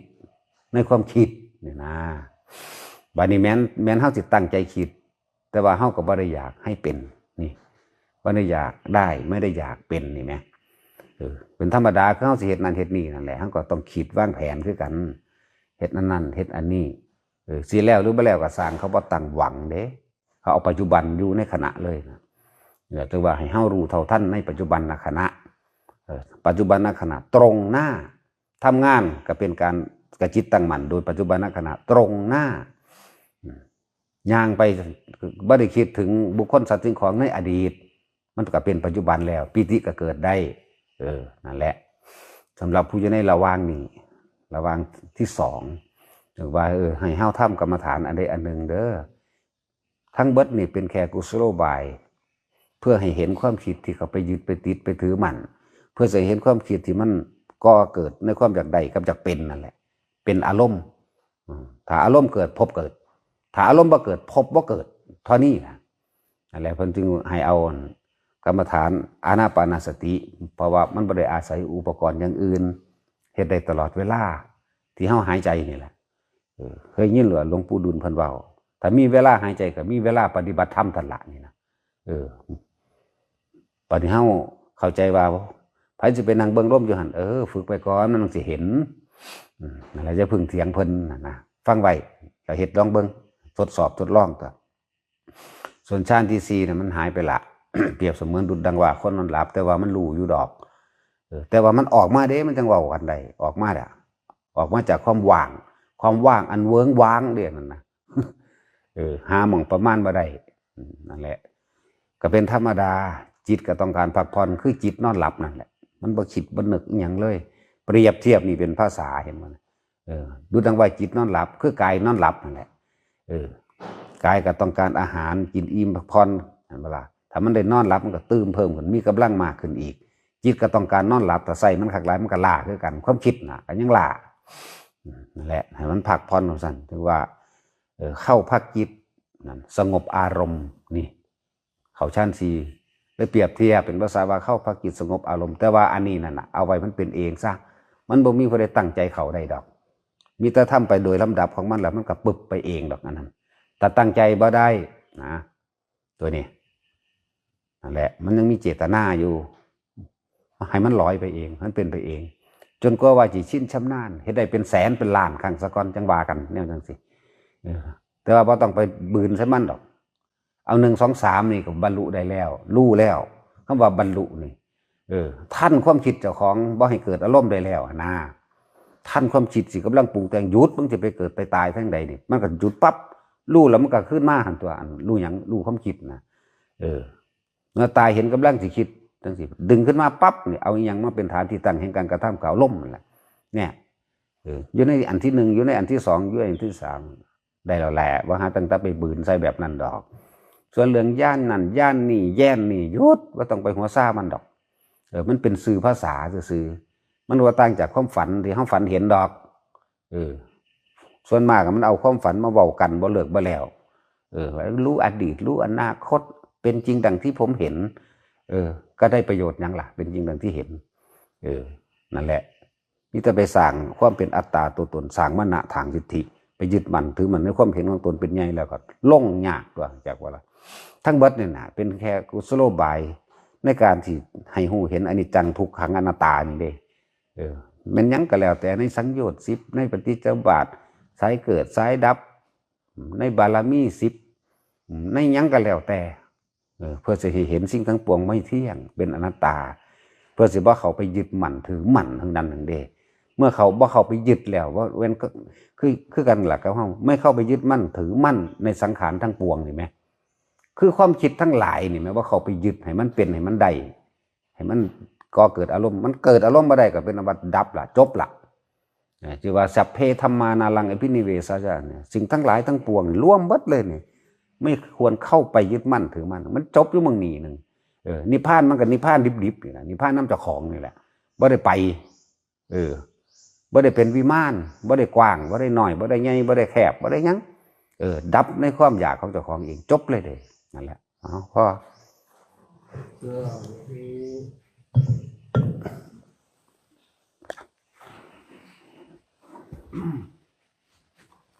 ยะถาวาริวหาปุราปริปุเรนติสมาธิจะไปพุ่งจะไปบังคับให้มันสงบเด้อแล้วก็อย่าไปเพ่งอย่าไปเก่งเกินไปถ้าเขาเพ่งคือต้องการให้สงบในความหมายของเขาคือบ่อยากให้ยินหยังบ่อยากเห็นหยังบ่อยากได้กินหยังแบบให้มันเงียบไปเลยบ่อยากให้มีสิ่งเข้าไปรบกวนนี่คือความเข่งหรือความเกร็งคือการบังคับนั่นเองบ่ได้บังคับให้สงบเด้แล้วใช้ความรู้อีกอันหนึ่งที่เป็นสมาธิโดยธรรมชาติผู้ใดทำจิตให้ปราโมทย์ได้หรือสภาวะปราโมทย์จิตปราโมทย์หรือสภาวะปราโมทย์อารมณ์ของเขาเองน่ะมันจะเป็นลื่นเริงบันเทิงเบิกบานอยู่ตลอดนี่คือจิตปราโมทย์คนที่มีจิตปราโมทย์คือคนที่บ่คิดมากนะครับแม้เขาสิเว้าเรื่องไล่ๆเรื่องใดก็ตามหรือเขาจะเว้าเรื่องดีก็ตามมันสิมีความพิจารณาอย่างละเอียดรอบคอบแล้วว่าทุกอย่างเนี่ยหาความจริงแล้วยังยืนแน่นอนจริงแท้บ่ได้เอาแน่กับมันบ่ได้อันนี้จังบ่ว่าคำเว้าของไผบ่ว่าการกระทำของไผโดยแล้วแค่ว่าสิ่งนึงเกิดขึ้นแล้วมันก็แค่ผ่านไปมันสิบ่ค่อยเก็บเข้ามาคิดให้เป็นเรื่องยืนยันเป็นเรื่องตัดสินสิบ่เอาตัวเองเข้าไปยืนยันและตัดสินว่าผิดว่าถูกว่าดีว่าบ่ดีเด้แต่ว่ามันสิรู้เรื่องระหว่างทำกลางหรือว่าจิตปราโมทย์สภาวะแห่งจิตปราโมทย์บ่จำเป็นต้องนั่งสมาธิบ่ต้องเดินกำหนดใดบ่มีแต่ว่าเดินรู้อยู่กับธรรมชาติที่ตาเห็นเดี๋ยวเบื้องต้นใหม่ภูเขาสายน้ำผู้คนทั้งหลายควักไข่เดินไปมารถล่าหมูหมากาไก่เบิ่งไปซื่อๆนี่เด้บ่ได้นำในสิ่งที่เห็นเขามาคิดจริงว่าคนนี้บ่ค่อยคิดมากและจิตคือปราโมทย์เมื่อมีสภาวะปราโมทย์อารมณ์ลื่นเริงบันเทิงและเบิกบานในตัวเองทางบนมันลื่นเริงบันเทิงเบิกบานในลักษณะว่าเขาไปยึดเอาสิ่งใดสิ่งหนึ่งมาเป็นเครื่องลื่นเริงเด้บ่ได้เขาไปยึดเอาอันใดหนึ่งมาเป็นลักษณะเฉพาะหรือพิเศษ ต้องอาศัยสิ่งนั้นจังสิเรื่องอันนี้ก็ผิดบ่แม่นแหละ คนนี้สิมีการพิจารณาเรียนรอบคอบเพราะว่าวิปัสสนาวิปัสมาจากคำว่าวิปัสสนาการคิดพิจารณาใครควรไตร่ตรองอย่างรอบคอบแล้วก็ลงที่อนิจจังอนัตตานั่นเองเริ่มว่าวิปัสสนาหรือวิปัสสุบัดนี้เอามาต่อคำกันคือเป็นวิปัสสวาการที่จะกล่าวสิ่งใดสิ่งหนึ่งออกมานี่คือการพิจารณาโดยรอบคอบแล้วการกล่าวโดยไม่ยืนยันไม่ตัดสินผิดถูกดีชั่วของไผคือบ่เน้นไหมบ่จำเพาะเจาะจงกล่าวคำเป็นกลางกลางเป็นกลางกลางอันนี้บ่ได้เรียกว่าไร้เจตนาบ่มีเจตนาเจตนาคือมันจะต้องว่าให้บุคคลผู้ใดผู้หนึ่งกลุ่มใดกลุ่มหนึ่งและตรงนี้ว่างจิตเป็นปราโมทย์เมื่อปราโมทย์เกิดขึ้นในจิตแล้วปีติก็เกิดจากคำว่าคือยังพวกเฮาฟังธรรมรู้สึกลื่นเริงบันเทิงเบิกบานเห็นว่าล่ะบ่ได้เครียดกับการได้ฟังธรรมแต่กับผู้แสดงก็บ่เครียดกับการแสดงบ่จำเพาะเจาะจงนั่นแสดงโดยโลกเขาว่าคำหยาบคำบ่สุภาพหรือด่าหรือหยังก็แล้วแต่ว่ามันบ่มีเจตนามันบ่มีมันบ่ได้จำเพาะเจาะจงกับไผจิตปราโมทย์มาเกิดความปราโมทย์ไปแล้วปัสสติเกิดเพราะว่ามันสงบเย็นใจปัสสติสงบเย็นใจมันเว้าออกมาโดยความสงบเย็นใจปีติเกิดในขณะที่แสดงหรือเว้าหรือเป็นผู้ใดก็ตามสิเป็นอยู่นะสิมีอาการปีติตัวใดตัวหนึ่งมาเป็นตัวยืนยันเฮาเองมาเป็นตัวยืนยันคือเอาตัวเองยืนยันตัวเองได้ว่าไปยืนยันผู้อื่นว่าเฮาบ่ได้จำกัดตัวตรงความคิดของเฮาบ่ได้บ่ได้เพ่งเล่งหรือเข้าไปติดกับบุคคลสัตว์จริงของใดหนึ่งเลยนั่นแหละปราโมทย์ปัสสติปีติเกิดปีติแล้วนั่นแหละคือชื่อว่าเป็นสมาธิจิตตั้งมั่นหม่องใดตั้งมั่นในความสงบโดยบ่ได้อาศัยเครื่องใดเครื่องหนึ่งเป็นเครื่องเกาะในความสงบเด้แต่กี้เฮาให้เอาคำว่าจิตตั้งมั่นในลมหายใจเข้าออกตั้งมั่นในความรู้สึกแห่งตนกายเวทนาจิตให้ตั้งมั่นอยู่ตรงนี้เกาะซะก่อนเกาะไว้ซะก่อนต่อมาแล้วมันสิเกิดมันว่างเอาเองดอกอันนี้บ่ได้บังคับว่างบ่ได้เข้าใจว่าว่างบ่ได้เอาตนเข้าไปยืนยันตัดสินว่าว่างมันก็เป็นของมันเองโดยธรรมชาติของมันเรียกว่าจิตเบิกบานปราโมทย์ปัสสติปีติสมาธิตั้งมั่นคือบ่ได้ตั้งมั่นกับสิ่งใดนั่นแหละพวกนี้สิเป็นสมาธิที่มั่นคงแล้วก็เข้าสู่สันติบทคือนิพพานสันติสงบเย็นเรียบบ่มีบริบทอันใดอันหนึ่งเข้ามากระทบกระเทือนจิตเฮาใดบ่มีเมื่อจิตมันตั้งมั่นในความสงบอันเป็นอุเบกขาได้แล้วโลกธรรมทั้งหลายที่เข้ามากระทบก็บ่อาจสามารถทำอิหยังเฮาได้เลยไม่สามารถทำลายและดีได้เลยจักบ่ล่ะนั่นแหละว่าพวกเฮาคนที่ฟังจังซี่สิเข้าใจได้ก็ต้องอาศัยการฝึกหัดปฏิบัติอย่างอื่นๆมาก่อนเพราะว่าอย่างอื่นอาจสิจับในลมมั่งจับในปีติจับในกายเวทนาในจิตที่ตนเองมั่งแต่ถึงเวลาตรงนั้นแล้วมันสิคลายเองมันเป็นคือบ่ปฏิบัติใช่ว่าล่ะเขาปฏิบัติเขาต้องนั่งเป็นเวลาเดินเป็นเวลาหรือให้เป็นไปตามที่ตัวเองให้อย่างมันเป็นแต่ว่านี่มันสิบ่เป็นเรื่องว่าผู้ใดเข้าถึงจิตปราโมทย์ได้ตลอดเวลาบ่มีปัญหาล่ะปราโมทย์เรื่องบันเทิงและเบิกบานใครเว้าหยังมากก็ยิ้มยังก็ยิ้มกับหัวปลายเว้าร้ายเว้าดีเว้าด่าเบิกบานคือเก่าพอความบ่นำผมมาคิดทั้งที่รู้ว่าสิ่งนั้นเป็นเหตุเป็นปัจจัยของบุคคลผู้นั้นเฮ็ดให้คิดเศร้าหมองเฮ็ดให้เกิดต้องโกรธเฮ็ดให้ลงนรกเขาก็รู้นี่หั่นแหละแต่ว่าเขาก็ยิ้มหัวเขาบ่เข้าไปเครียดบ่เขาบ่เข้าไปเครียดเด้ว่าเขาบ่ได้เอาตัวเองเข้าไปปฏิบัติเขาบ่เอาตัวเองเข้าไปยืนยันตัดสินไม่ผิดไม่ถูกไม่บุญไม่บาปและก็คิดปราโมทย์เรื่องสั้นเป็นบ่มีอิหยังล่ะบ่มีอิหยังเข้าไปแตะต้องภายในเขาได้นั่นคือแสดงออกทางกายกันมียิ้มมีหัวไป เหตุคือยังเรื่องเครียดบันไดกระซังคือคนข้อขาดบาดตายนี่เขาก็ถึงความรุนเรื่องบันเทิงอยู่คือเก่าเขาบ่เศร้าบ่หมองไปนำเด้เขาบ่จอนั่นแหละว่าบุกเฮาปฏิบัติไปเรื่อยเถอะนี่เฮ็ดตามนี่ล่ะ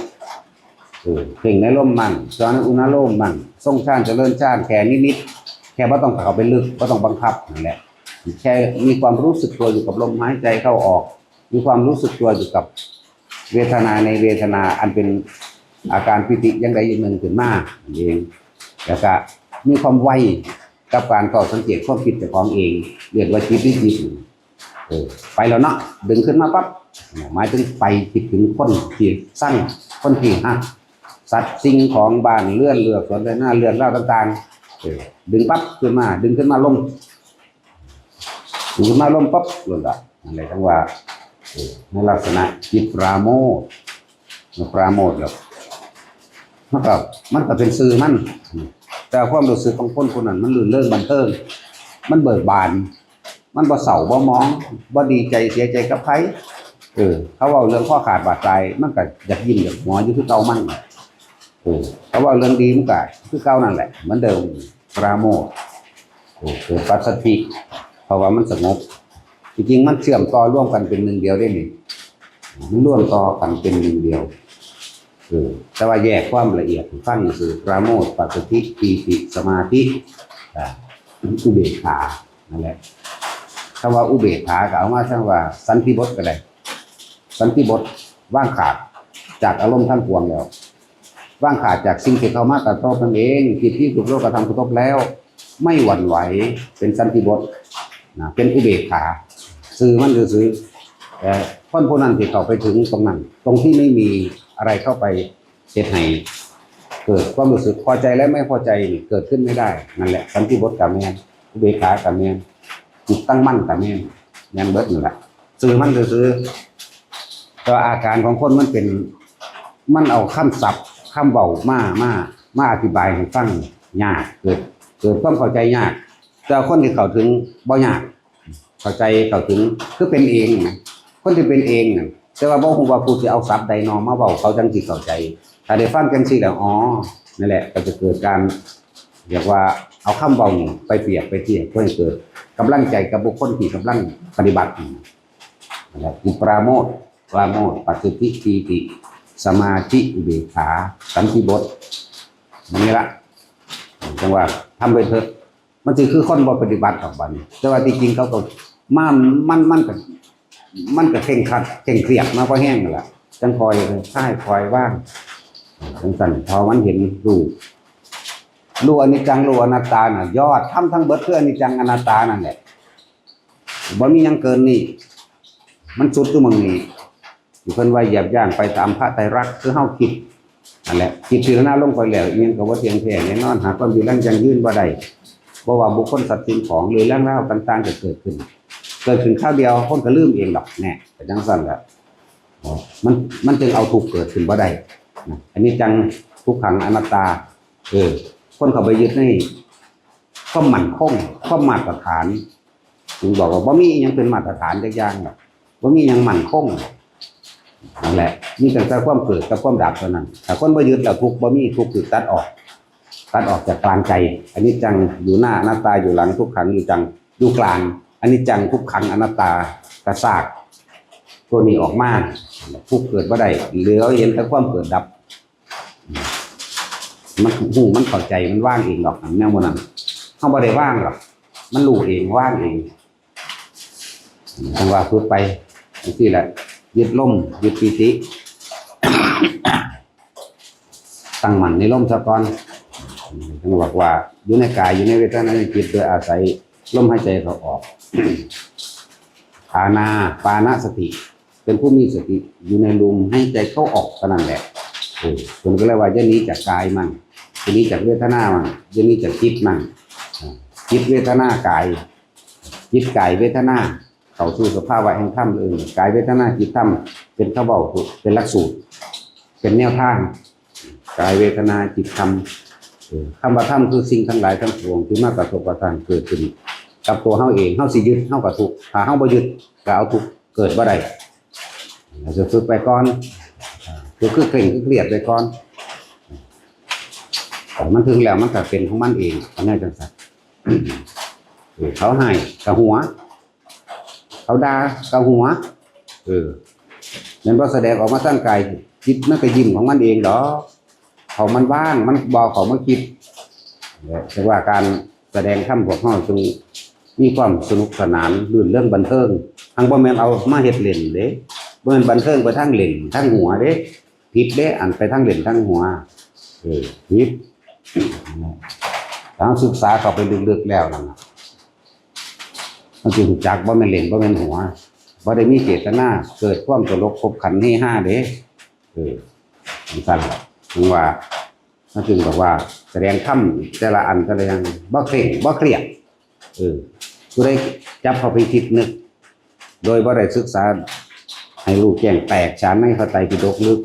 ในตัวเองพร้อมนะก็สิเคร่งก็สิเครียดก็สิเอาตัวเองเข้าไปยันตัดสิน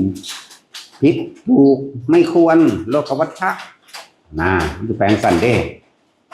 แต่ว่าเฮาบ่ได้เคร่งเครียดหยังแล้วแต่ไผระดับสติปัญญาของคนไม่เสมอกัน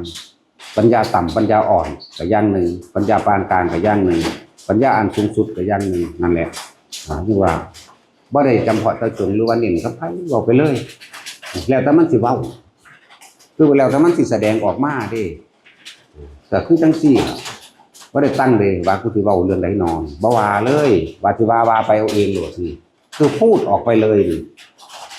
บ่ได้ตั้งไว้ว่าสิว่าให้ไผแหละทุกคนปฏิบัติไปเก็บไปปฏิบัติก็แม่นความยากหรอกเพราะว่าเฮาอยู่ในลักษณะควบคุมจิตต่างหากที่แรกก็คุมก่อนนั่นแหละเพิ่นเลยว่ามีสติแปลว่านึกได้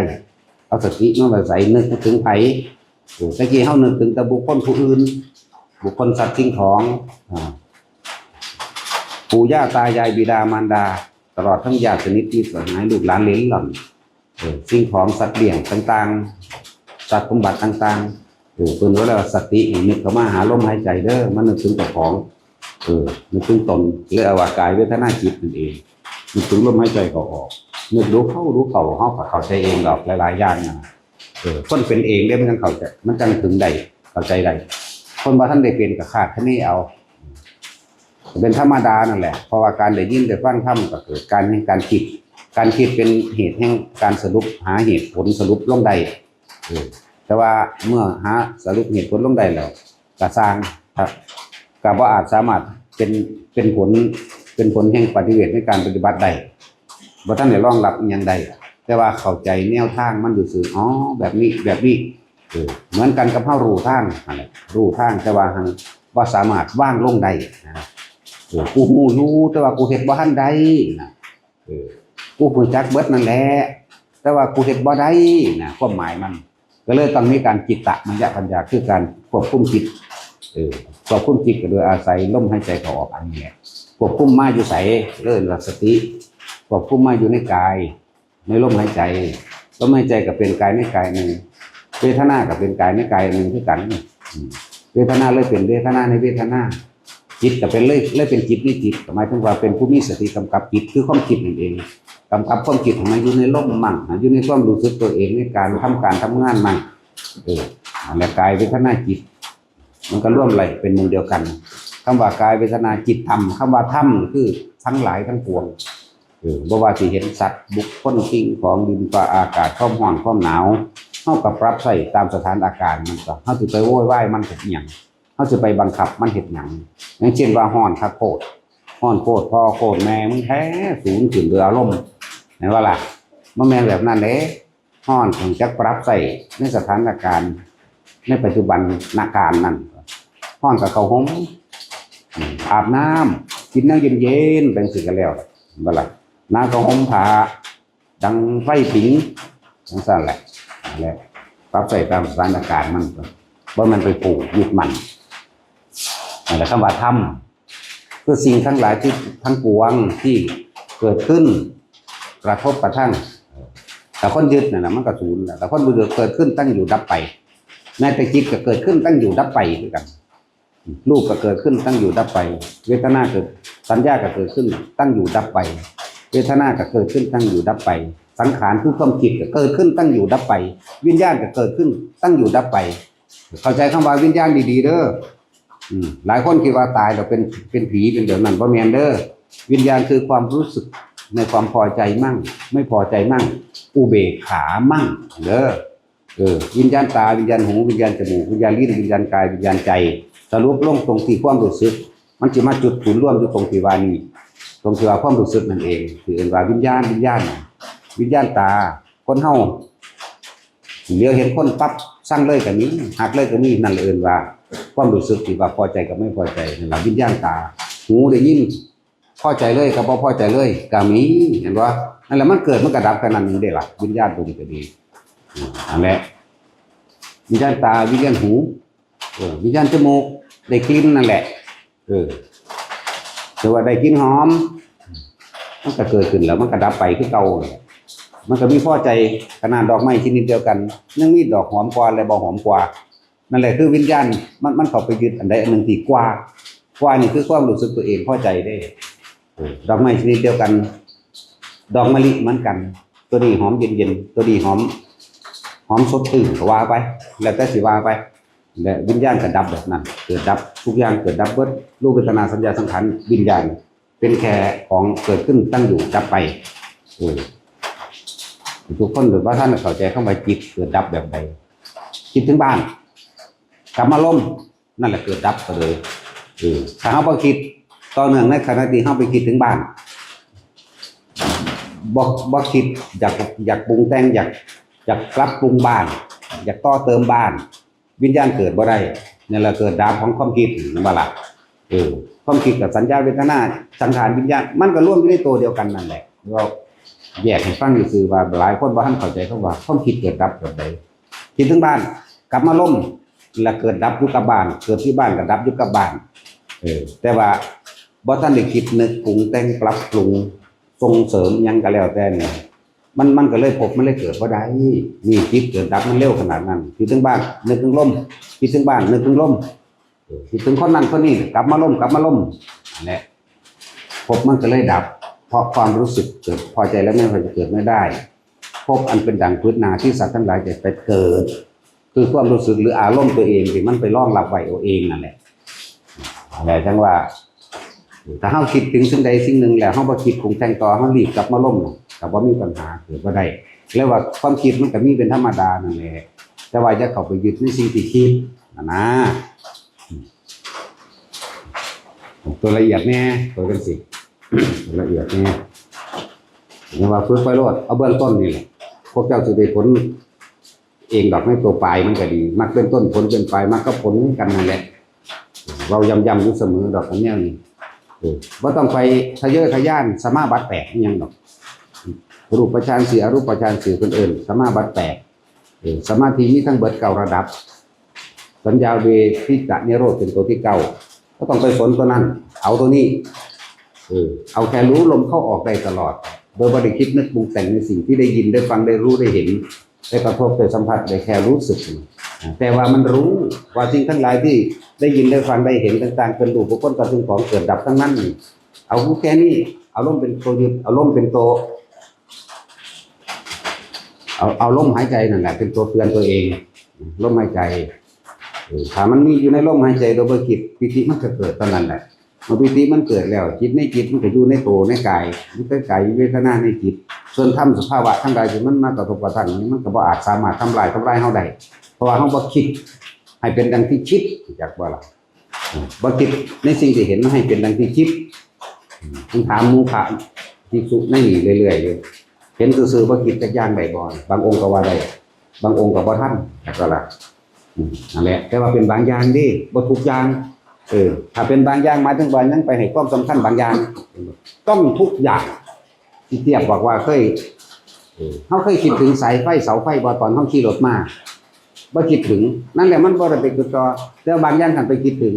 ถ้าว่างคิดเหมือนกันที่เราเห็นสายไฟเสาไฟที่เขาขี่รถผ่านไปได้หมดทุกอย่างรูปรสกลิ่นเสียงสัมผัสและสิ่งที่เข้ามากระทบอย่างนี้เหมือนกับว่าเห็นสายไฟโดยที่เขาไม่ได้คิดเนาะนั่นแหละก็จบแหละสันติยศเป็นนั่งตั้งนิพพานกับว่าสันติยศกับว่าว่างหรือสงบจากสิ่งที่มีอยู่เห็นอยู่รู้อยู่นั่นแหละมันเป็นสั้นแต่เหตุใดยังสั้นกับเป็นพระอรหันต์มันเด้อ เป็นผู้ว่างมือจากบาปอรหัตตะภระนั่นแหละผลของอรหันต์ทุกข์มันเกิดว่าไรดับภพมันก็ดับละถึงสั่นขอให้เอาเบื้องต้นนี่แหละเฮาก็ต้องไปยังมากมายได้บ่ได้กระสร้างอยู่ทักว่าล่ะสงบก็สงบกระสร้างสงบก็สงบกระสร้างได้บ่ได้กระสร้างเป็นบ่เป็นกระสร้างขอให้อยู่กับลมหายใจในความรู้สึกที่ลมหายใจได้ก็ต้องไปยังมากไปเรื่อยๆตั้งสติขึ้นนึกทุกคนถามมีโอกาสป่วยตายมันจะตั้งสติได้มากจักบ่ล่ะมันจะอยู่ในลมแล่นหาสิ่งใดต้องคิดแล่นหาที่พึ่งได้ก็ว่าสามารถที่จะมาเป็นตัวช่วยเฮาได้ดอกช่วยจากอาการเจ็บปวดช่วยจากการป่วยช่วยจากที่ขึ้นสวรรค์นรกหรือยังก็แล้วแต่บ่มีใครช่วยได้คือว่านิ่งอยู่กับลมโลดเพียงแค่อยู่ตายในลมหายใจได้นี่แหมมันบ่มาเกิดเด้เข้าใจว่าคำว่าลมนี่คือบ่มีแนวอื่นคิดปนเข้าไปในลมในความรู้สึกของลมเด้และยังแน่นอนก็อนาคามีพวกเฮาฟังจังซี่มันบ่อนาคามีดอกมันต้องมีแนวตัดล่ะจักว่าล่ะใจขาดกับเป็นอรหันต์ไปพร้อมก็ดีตัวเขาก็บ่ฮู้จักดอกว่าอรหันต์เป็นจังได๋เพราะว่าใจขาดกับความบ่คิดถึงหยังเลยแม่จิตไม่มีที่ตั้งเห็นบ่ล่ะเมื่อจิตไม่มีที่ตั้งความคิดนึกมันเกิดไม่ได้เมื่อความคิดนึกมันเกิดไม่ได้อารมณ์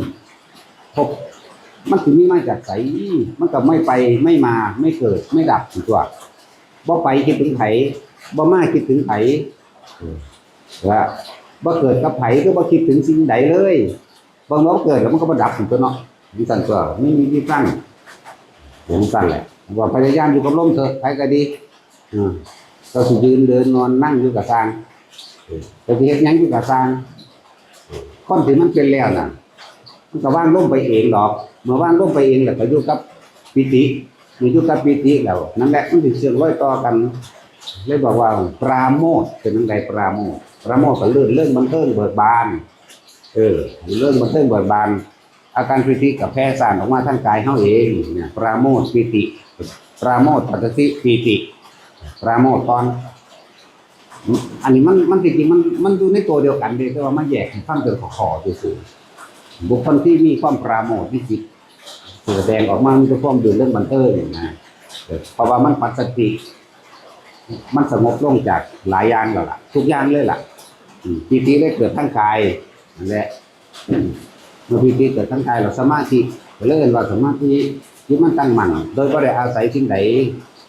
มันก็อาศัยแล้วก็เป็นอุเบกขาหรือเป็นสันติบทถึงตัวอะไรนิพพานเป็นสั้น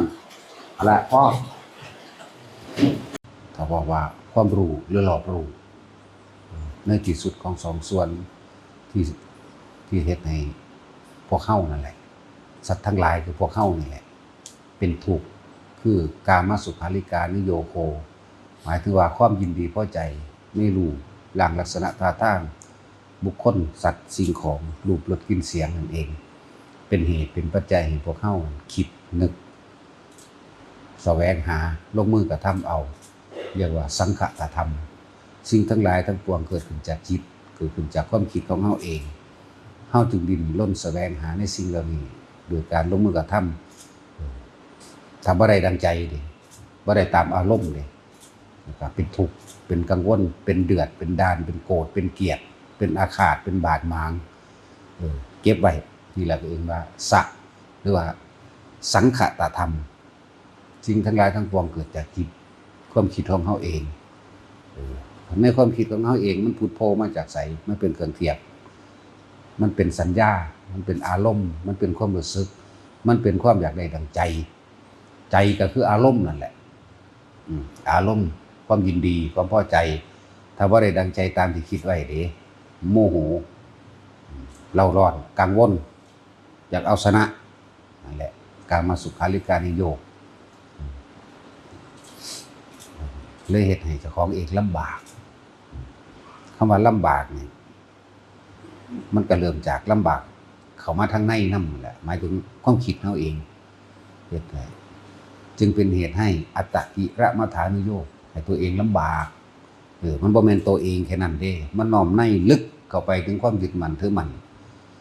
ในความอยากได้เองอยากได้ดังใจ พวกเฮากำลังหลงโลกโลกก็คืออารมณ์นั่นแหละโลกก็ดี อารมณ์มันเกิดจากตาเห็นอารมณ์มันเกิดจากหูได้ยินอารมณ์มันเกิดจากลิ้นได้รสอารมณ์มันเกิดจากกลิ่นจมูกกระทบสัมผัสทางกายพร้อมและอารมณ์เลยมาเก็บไว้ฝังไว้อย่างสั้นเลยว่าเรื่องว่าที่สุดทั้งสองส่วนพวกเฮานั่นพยายามอยู่ในระหว่างตำกลางมันให้ได้กามสุขาริการนิโยคแล้วก็เป็นเหตุให้อัตตกิเลสมัฏฐานิโยคล้วนแล้วแต่เกิดจากจิตทั้งหมดนั่นแหละเรียกว่าสังคตธรรมสิ่งทั้งหลายทั้งปวงที่มันเกิดขึ้นมาได้ก็คือความคิดของเฮาเองบ่ผิดเด้ที่เพิ่นเว้าว่าคนเฮาสิเป็นไปตามความคิดนึกจังใดมันก็สิเฮ็ดจังซั่นเป็นแบบนั้นแม่นล่ะ ทีนี้ให้เฮาหันเข้ามาเบิ่งที่สุดของโลกที่สุดของโลกหมายถึงว่ารู้ให้มันเท่าทันอารมณ์หรือรู้มันเท่าทันความคิดของเจ้าของเองอสังขตธรรมคือไม่คิดปรุงแต่งแสวงหาในความอยากได้อยากดีอยากมีเปลี่ยนพอรู้ท่านเห็นเหตุมันแล้วเห็นเหตุมันมาจากไสอันที่ทุกข์เหตุมันมาจากความคิดสังคตธรรมนั่นเองเหตุมาจากความคิดตัวนี้นี่เองบัดนี้ก็บ่ค่อยคิดปรุงแต่งไปตามสิ่งที่มันเป็นโดยธรรมชาติของมันจึงเรียกว่าอสังขตธรรมอนี่แปลว่าไม่คิดไม่นึกปรุงแต่งไปตามสิ่งทั้งหลายทั้งปวงที่ไม่เที่ยงแท้แน่นอนไม่จีรังไม่ยั่งยืน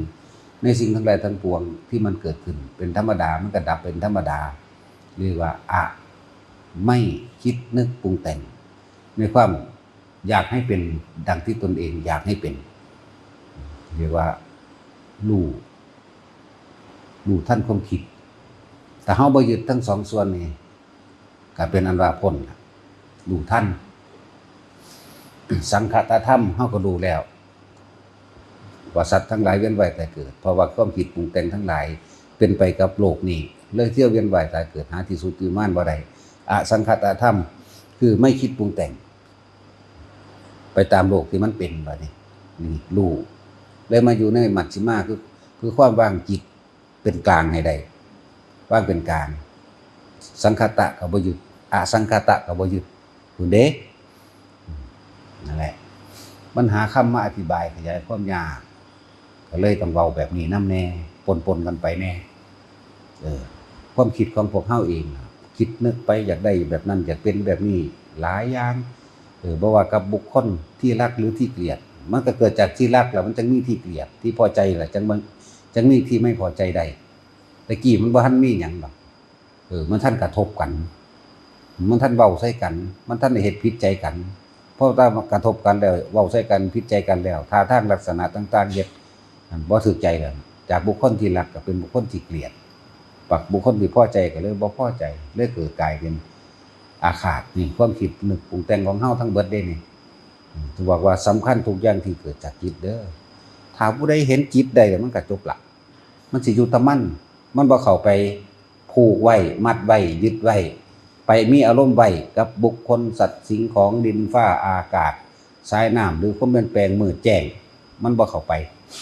มันรู้หยังรู้ธรรมชาติมันเป็นของมันแบบนี้เนาะนี่นะตะกี้เฮาบ่รู้ธรรมชาติความเป็นธรรมดาความเป็นปกติความเป็นธรรมดาคือทุกคนเกิดมาก็ต้องหาอยู่หากินอาศัยข้าวน้ำแล้วก็อาศัยเครื่องนุ่งห่มอาศัยที่อยู่อาศัยพวกนี้แต่ว่าเฮาแล้วก็ต้องเจ็บก็ต้องปวดก็ต้องป่วยแต่เฮาฮู้ทันมันเฮาแค่ว่าปรับปรุงใส่มันเรียกว่าให้มันรู้ในปัจจุบันแหมตอนนี้ปวดหัวตัวนี่ก็กินยาให้มันคลายลงมา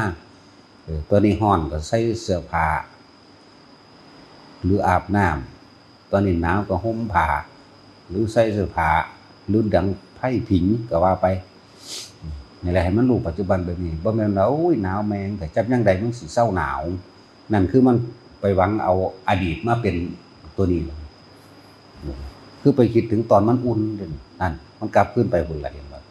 นั่นแหละสัญญาสิตอนมันอุ่นตอนคิดถึงตอนมันบ่เป็นบ่หนาว ก็ถ้าฮ้อนหลายก็ไปคิดถึงตอนมันเย็นนี่อดีตอนาคตปุ๊บปั๊บความคิดปรุงแต่งทั้งหมดเลยเด้อแม้คนเกิดมาแล้วบัดนี้ก็ต้องตายบัดนี้ที่เฮาเป็นหยังคือห้องไห้นำกันก็บ่อยากให้มันตาย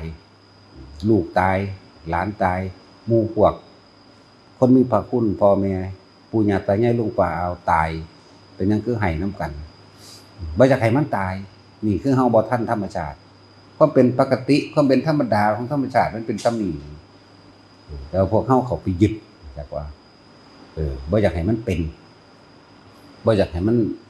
จากกันแหละถ้าขนาดจากกันเป็นคนก็แลงห้องไห้เสียน้ำตาน้ำกันนั่นที่สัก10 ปี20 ปี30 ปีกลับขึ้นมาเห็นกันอีกก็ไห้ใส่กันอีกเด้มันเป็นหยังเนาะแต่ว่าเตรียมน้ำตาไว้สิให้นี่บัดสุดท้ายที่มันจากกันเลยบ่ต้องกลับมานี่เด้อผู้ที่ว่าจากกันไปไกลบ่ฮู้ว่าเมื่อไหร่จะพบเจอกันให้นำกันซะก่อนจักสิได้มาพ้อกันอีกบ่น้อเฮานี่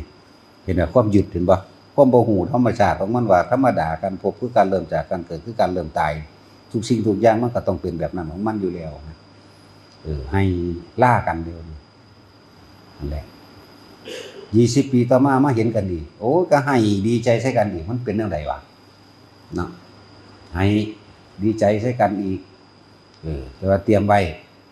บัดสิให้บัดสุดท้ายสิบ่มีโอกาสมาเห็นหน้ากันอีกบัดตายนั่นทุกคนต้องมีวันนี้แน่นอนอยู่แล้วทุกสัตว์เลยทุกชีวิตบ่ว่าไผก็ตามมีบ่พ้นนั่นแหละความเป็นธรรมดาของมันสิ่งใดเกิดสิ่งนั้นก็ดับสิ่งใดเกิดสิให้ความเที่ยงแท้แน่นอนมาตรฐานบ่เปลี่ยนแปลงบ่มีแต่เกิดแล้วก็เปลี่ยนแปลงไปค่อยๆเสื่อมไปสลายไปแล้วก็สูญหายไปเฮาต้องทำใจรองรับตัวนี้อย่าไปคิดนึกปรุงแต่งอย่างมันได้ดังใจเอิ้นว่าอสังขตะบ่คิดบ่นึกให้มันเป็นแบบใดแต่ว่าใส่ชีวิตในปัจจุบันให้ดีที่สุดสมควรสิคุยกับผู้นี้ว่าจังใดสมควรสิเฮ็ดกับสิ่งนี้ว่าจังใดก็เฮ็ดไปตามสิ่งนี้เพราะว่าเฮาบ่คิดบ่นึกบ่เรียกว่ามันเห็นแล้วเห็นธรรมชาติอย่างแท้จริงแล้วธรรมชาตินี่เกิดขึ้นเป็นธรรมดาแตกดับเป็นธรรมดาเฮาเข้าใจดีแล้วในคำสอนพุทธเจ้าเฮาเอามาน้อมเข้ามาพิจารณาในตนเองได้ถูกต้องแล้วบ่เห็นเปลี่ยนไปจากอื่นเลยเห็นตามเป็นจริงโลดความเกิดเป็นทุกข์เพราะแก่เจ็บป่วยไข้หิวร้อนหนาวเจ็บไข้ได้ป่วยเป็นธรรมดาพัดพรากจากสิ่งที่รักเป็นธรรมดาเฮาเข้าใจธรรมชาติตัวนี้แล้วเฮาสิบ่ฝืนกับมันเองดอกสุดท้ายมันก็ต้องตายทุกอย่างมันก็สิเห็นแต่ความเป็นธรรมดาสิ่งใดเกิดสิ่งนั้นดับแน่เฮาสิไปคุมมันบ่ดับบ่แตกบ่เสื่อมบ่สูญสลายบ่เน่าบ่เปื่อยมันเป็นไปบ่ได้เฮาก็เลยยอมรับกับมันวางจิตเป็นกลางๆด้วยครับผู้ใดเห็นจิตของตนเองได้มันก็อยู่ว่างๆของมันแต่ก็ล่ะอยู่ว่างๆเด้จิตจริงๆมันว่างๆนั่นแหละอันที่มันคิดไปคิดมานั่นน่ะพออารมณ์อาศัยหรือความรู้สึกอยากให้มันเป็นไม่ได้คิดจิตธรรมดาอยู่ว่างๆปฏิการกระทบหมายถึงการเห็นการได้ยินเรื่องเล่าต่างๆนั่นแหละอนุสัยหรืออารมณ์ของเก่าพุทธขึ้นมาอยากให้เป็นแบบนั้นอยากให้เป็นแบบนี้นี่แหละเรื่องว่าสังคตธรรมสัตว์ทั้งหลายเกิดไปตามความคิดความเห็นของตนเองเกิดไปตามความคิดเกิดไปตามความเห็นอยากได้อยากดีอยากมีอยากเป็นแบบนี้นี่เกิดหาประมาณบ่ได้กันแล้วกันบ่จบจริงแล้วนี่ที่สิบ่เกิดได้ก็คือให้มันรู้ท่านสิ่งที่เขามากระทบนั่นแหละไว้จิตเห็นจิตจับจิตได้จิตแล้วก็เป็นอันว่าพ้นเหลือแต่การใส่ชีวิตในปัจจุบันเท่านั้นแหละนั่นแหละทั้งว่าพวกเฮาบ่ต้องไปคิดถึงอภินิหารใดๆเด้อเรื่องไร้สาระเรื่องเหลวไหลทั้งนั้นเลยเรื่องอภินิหารเหาะเหินเดินอากาศตาทิพย์บอกใบ้ดักใจหูวาระจิตจังซั่นจังซี่เหลวไหลมองเข้ามาเบิ่งใจเจ้าของโลดเฮาสิไปส่วนว่าฮู้แล้วก็มันสิได้หยังกับตนบ่ฮู้แล้วตัวเองยังพ้นอยู่บ่เนี่ยบอกว่าเฮาบ่นิยมปาฏิหาริย์ใดๆทั้งสิ้นอิทธิฤทธิ์ที่เลิศหยังก็สร้างเถาะ พุทธเจ้าเพิ่นก็มีหลายกว่าหมู่ซะเพิ่นก็ตายแล้วเด้เนาะเดี๋ยวพระโมคคัลลาภาษาลิบุตรเพิ่นก็มีตายเบิดล่ะนั่นแหละพุทธเจ้าองค์ก่อนๆมีมากมายก็ตายเบิดล่ะแต่พุทธโคดมเฮานี่พระโมคคัลลานี่พระยังก็แล้วแต่ที่เขาไปซาลือว่ามีฤทธิ์มีเดชความนั้นความนี้ไร้สาระหาสาระแก่นสารบ่ได้เด้นั่นน่ะ จังว่าครับว่างมง่ายในจังสัตว์แนวบ่เป็นจริงจักว่าล่ะแนวบ่เป็นจริงซุมื้อนี้ทั้งบ่เป็นจริงเลยเป็นตมาตรการไหนๆนั่นล่ะบ่เป็นจริงพระพุทธเจ้าเพิ่นห้ามไว้เพิ่นอึดอัดเพิ่นรังเกียจจักว่าล่ะเพราะว่าคนนั่นน่ะสิบ่แสวงหาความจริงสิไปแสวงหาแต่ความที่ถูกหลอกลวงว่ามีสิ่งศักดิ์สิทธิ์มาปกป้องคุ้มครองตัวเองได้ว่ามีของขังเลือกแสวงหาในท่านที่ผิดหยังก็ไปหาเอาตะกุดนั่นตะกุดนี่เอาเบี้ยแก้เอาพญานั่นพญานี่พญาอินทร์พญาพรหมพญานาคพญาเต่าพญาป่ามาปกป้องคุ้มครองเจ้าของนึงมาหาเงินให้เจ้าของนึงมาเฮ็ดให้เจ้าของบ่เจ็บบ่ปวดบ่ป่วยนึงมันธรรมดาบ่แหละเลยบ่เห็นความจริงที่พุทธเจ้าแสดงเพิ่นบ่ได้บอกผู้ใดไปหาเห็นแนวมื้อนั้นเด้เพิ่นบ่มีสอนเลยเด้พวกเธอจงแสดงฤทธิ์เพื่อให้คนเข้ามาเคารพนับถือเพื่อที่จะพ้นไปจากทุกข์ไม่มีใครทำอะไรเราได้บ่แม่นเด้เพิ่นบ่เคยสอนเด้แนวนี้มีแต่สอนให้เห็นความถูกสอนให้เห็นความหลงแต่ของเองกำลังถูกจมอยู่เรื่องใดน้อมจิตน้อมใจพิจารณาใจเจ้าของดีๆความรู้สึกนี่เกิดขึ้นเพราะอะไรใจนั่นน่ะความรู้สึกพอใจกับบ่พอใจนี่เกิดขึ้นเพราะด้วยสาเหตุอันใดนอนี่เด้พิจารณามันเข้าไปคิดเข้าไปแบบใดจังได๋ดังใจแบบใดยึดติดกับหยังยึดติดกับอะไรก็ทุกข์กับอันนั้นนั่นแหละเพราะฉะนั้นเพิ่นสิบอกพระปิณโทนบ่ให้แสดงบอกนังสั่นซึ่งมันคอยเคลือบแฝงมาเรื่อยๆครับตะกี้มันมีก่อนพุทธเจ้าคือพระพรหมเป็นผู้เสกนั่นเสกนี่เกิดก็คนถือพระพรหมสร้างโลกโอ้ยศาสนาหลังๆตั้งมาใหม่นี่คือคริสต์หรืออิสลามมันเกิดที่หลังดอกมันจะมาสร้างโลกก็ตั้งใดตะกี้ก่อนพระพุทธเจ้าเกิดก็พร่มไปกันเลยนั่นแหละเลยเป็นที่ทำมาหากินของหมู่พราหมณ์ทั้งหลายพวกเจ้าพิธีการพวกขี้ตัวพวกขี้ขาดตาขาวพวกขี้ข้านน้ำทำมาหากินจากการหลอกลวงผู้อื่นลักษณะนั้นซุมีเทพเจ้าหลายขึ้นเป็นว่าพิฆนงพิฆนีแม่งสงอบโอ้ยพญานาคงูเขียวปลามาปลาเพี้ยนปลาตะเพี้ยนก็เป็นของขังเป็นของวิเศษไปเบิดเอาเลยคนเลยบ่ได้ถึงแก่นธรรมพอเอาสิ่งเรานี่เขามาเกลือบแฝงเอาเรื่องของม่านเขามาเกลือบแฝงเราเอาผู้นั้นผู้นี้ไปปราบม่านแล้วก็สร้างเหรียญปราบม่านขึ้นมามันคือบ่ปราบม่านในใจเจ้าของนั้นนี่เด้เครื่องก่อกวนสุดยอดนั่นแหละดึงเรื่องม่านขึ้นมาแล้วสร้างพระอุปคุตปราบม่านบ่ได้แม่นม่านแนวนั้นดอกความเป็นจริงนั่นน่ะบ่ได้แม่นม่านแบบว่ามาวู่บ่าวู่ว่างหมายถึงว่าพระอุปคุตองค์นั้นเพิ่นเป็นผู้ไปดูแลงานในการก่อสร้างพระเจดีย์ดูแลบริหารงานอันนี้ผิดแบบตามโบราณบ่อันนั้นนี่บ่ซื่อๆดอกบ่ได้ถึงขนาดนั้นดอกความจริงมันแล้วเขาจะเปิดเผยออกมาเรื่อยๆครับแน่จังสิบ่ให้คนเป็นหลงคนจะไปเอาแนวจังสันมาซอยปราบหรอกม่านจริงๆก็คือในใจเจ้าของนี่ดิ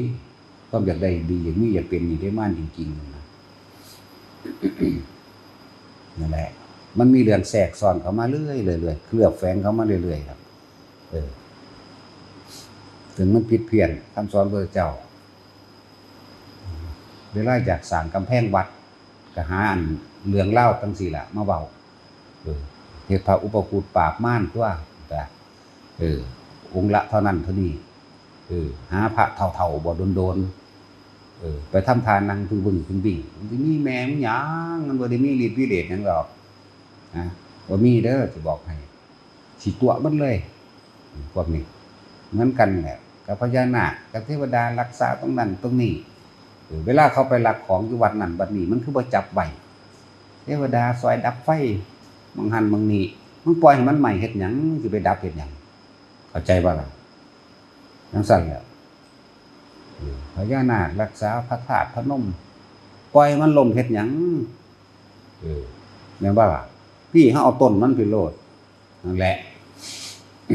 แต่ก็เรื่องผู้นั้นปราบนั้นผู้นี้ปราบนี่ก็หาวิธีแทรกซ้อนเข้ามาพุทธิสารพระนั้นพระนี้ออกมาขายจากว่าบ่ได้เอาความเป็นจริงคำสอนพระศาสดาออกมาแสดงเคลือบแฝงไปเรื่อยๆนักตลิตเกี่ยวกับการปราบพญานาคนี่ครับมันก็เวอร์เกินจริงก็มีบ่ได้เป็นปังสั่นนะบัดนี้ยังไปเอาอันของอื่นๆมาอีกพวกเทพผลิตหยังทั้งหลายมาอีกบ่ได้แม่นเด้อแล้วเฮาเห็นมันหลายโพดเอาไปฮอดสู้ศกเอาขอทานมาเป็นเมตตามหานิยมพุ่นนะตามธรรมดาแล้วมีแต่คนรังเกียจเด้ขอทานเนาะหรือเจ้ามักคือว่าคนไปนั่งขอซุมื้อนี่มักคือว่าก็บ่ได้มักไงรู้ทราบพูดผีปีศาจไปแล้วนั่นเลยสิ่งเหล่านี้มันเคลือบแฝงมาในคำสอนของพระพุทธเจ้าเคลือบแฝงมาในหมู่ภิกษุนักบวชนั่นแหละมากที่สุดถ้าภิกษุนักบวชบ่พาเฮ็ดคนอื่นก็บ่เฮ็ดบ่ได้เขาเอาความรู้มาจากหมู่ภิกษุนักบวชนั่นแหละมันเลยติดตามกันมาในรุ่นเก่าตอนนี้ก็ถ้อยธรรมคำจริงของพระพุทธเจ้ามาตลอดบ่เป็นแบบนี้นะเพราะว่าเรื่องอิทธิฤทธิปาฏิหาริย์แล้วก็เอาพระนั้นไปปราบเอาพระนี้ไปปราบพระอุปคุตให้โชคให้ลาภพระอุปคุตปราบมารหลายโพดพระโมคคัลลาปราบไฟนรกดับไฟนรกนี่มันก็ละเรื่องกันนรกในใจความร้อนความใหม่ในตัวนี้แล้วเกิดกลายเป็นฮอดคาถาหยังเอามาทองมาบนแล้วก็เป่าบ่ให้แผลผุพองบ่ให้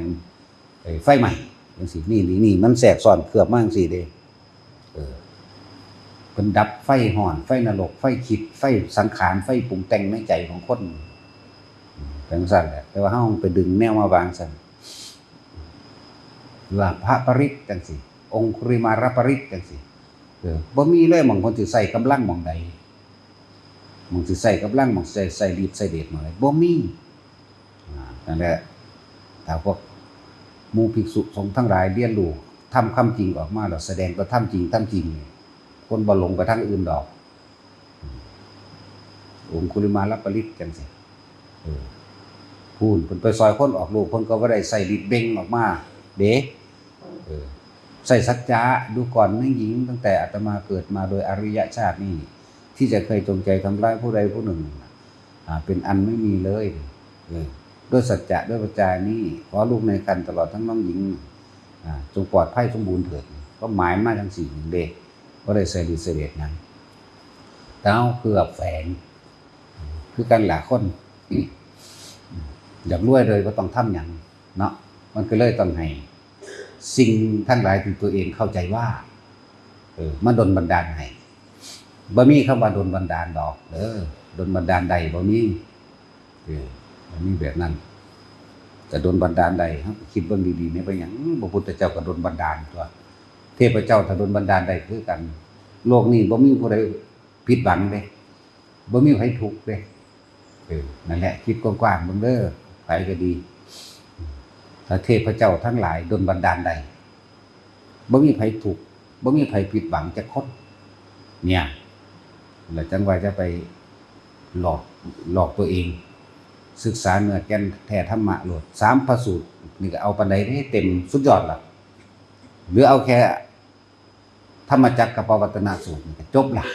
นะจบแล้วมีแต่อนุสาสนีปาฏิหาริย์เลย หมายถึงว่าคำเทศน์คำเว้าคำบอกคำกลางนี่ล้วนแล้วแต่เป็นคำจริงผู้ใดรู้ผู้ใดท่านผู้ใดเห็นตามความเป็นจริงแล้วนั่นแหละปาฏิหาริย์คือการพ้นจากทุกข์พ้นออกจากความเวียนว่ายตายเกิดได้เด้ที่สุดของสองส่วนในโลกนี่สังคตธรรมกับอาสาธรรมที่สุดทางการเกิดบ่มีหม่องสุดมีความคิดนึกปรุงแต่งแสวงหาในความอยากได้อยากดีอยากมีอยากเปลี่ยนหลงไปตามอารมณ์ความรู้สึกแห่งตนเนี่ยอสังขะก็หมายถึงรู้ล่ะบัดนี้ผู้รู้แล้วนายช่างผู้สร้างเรือนคือตัวจิตนี่เองความคิดนี่เองอารมณ์นี่เองเนี่ยรู้เท่าทันมันนั่นแหละแต่ว่าทั้งสองอย่างนี่เฮาก็บ่ยึดทั้งสองอย่างว่างจิตเป็นกลางมันเป็นใช้ชีวิตในปัจจุบันมันเป็นว่ามีวิธีอยู่ดอกทุกคนก็พอเข้าใจดีแหละทุกคนอยู่นี่นะผู้ใดว่าท่านได้รู้จักวิธีหลอกความคิดให้มาอยู่ในกายเวทนาจิตธรรมของตนเองก็มาฝึกเอาตัวเกิดมาเท่าใดล้านสงไขแล้วมันเจ้าสิอยู่อเมริกาซ้ำเสียเงินค่าเครื่องบินค่ารถมาแกนี่นั่นแหละพวกเจ้าเสียชีวิตมาหลายกว่านั้นแล้วสิบอกให้มาฝึกเอาตัวมาฝึกให้ฮู้ด้วยตนเองเลยนั่นแหละบ่ต้องไปพึ่งพาอิทธิฤทธิ์ปาฏิหาริย์ทั้งใดปาฏิหาริย์คือการรู้เข้ามาในใจตัวเองนี่ต่างหากจึงเรียกว่าอนุสาสนีปาฏิหาริย์จากว่าล่ะนั่นแหละอนุแปลว่าน้อยภายหลังและก็ตามศาสนีมาถึงศาสตร์ความรู้แจ้งเห็นจริงตามความเป็นจริงที่ทั้งหลายในชีวิตทั้งหลายที่พวกเขาเคยผ่านมา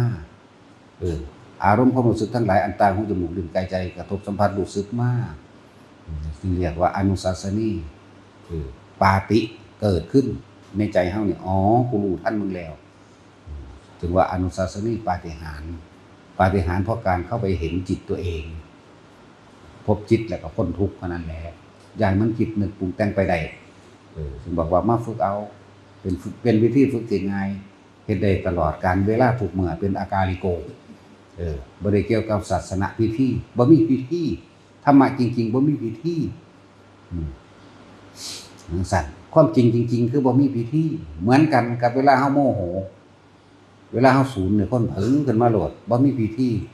บ่ได้กล่าวคำสัมมาทานสูญบ่ได้กล่าวเข้าธรรมะทานศีลคือกันบ่ได้กล่าวคำใดๆทั้งสิ้นเพราะทุกอย่างเกิดจากจิตของเฮาเองถ้าดับก็ดับที่จิตของเฮาเองนั่นแหละซุมื้อนี้เป็นไปใหญ่แล้วมีแต่เป็นของตัวนั่นเด้ตะกี้ถ้าว่าเหาะก็เหาะอีหลีอยู่เด้เดี๋ยวนี้มีแต่เหาะตัวถ้าว่าคือจังหมอดูถ้าว่าดูแม่นอีหลีนั่นน่ะถามวันเกิดเขาเฮ็ดหยังแต่ผู้เกิดก็ยังบ่ทันได้รู้แต่ผู้เกิดแท้ๆก็บ่ได้รู้วันเกิดตัวเองพวกไปถามว่าเจ้าเกิดวันใดเดือนใดปีใดเนี่ยถ้ามันรู้อีหลีมันก็บอกโลดแล้วมันสิไปถามเฮ็ดหยังเนาะเนี่ยนี่แหมปานนั้นคนก็ยังงมง่ายไปเสืออยู่เด้เนาะเกิดเมื่อใดวันที่เท่าใดเดือนใดปีใดเวลาใดนะถ้ารู้อีหลีมันก็บอกเป้งๆเข้ามาโดนแล้วพ่อแม่เจ้าก็บอกผิดเด้อหมอก็บอกผิดเด้อเจ้าเกิดมันเมื่อนั้นโลดจะไปถามเขาเฮ็ดหยังนั่นขนาดหมอดูหมอเดาก็เดาว่าล่ะจังซั่นแหละคือบ่ดูเจ้าของนั่นเนาะจังซั่นแหละหลายอย่างคือกันแหละเขาขายพวกของศักดิ์สิทธิ์วัตถุเมตตามหานิยมถ้าคนเฮ็ดดีสักอย่างมันสิไปไสบ่จำเป็นต้องให้ไผมานิยมของนิยมวันเองดอกนั่นแหละคลายออกเบิดอันต่างๆนี่เด้อ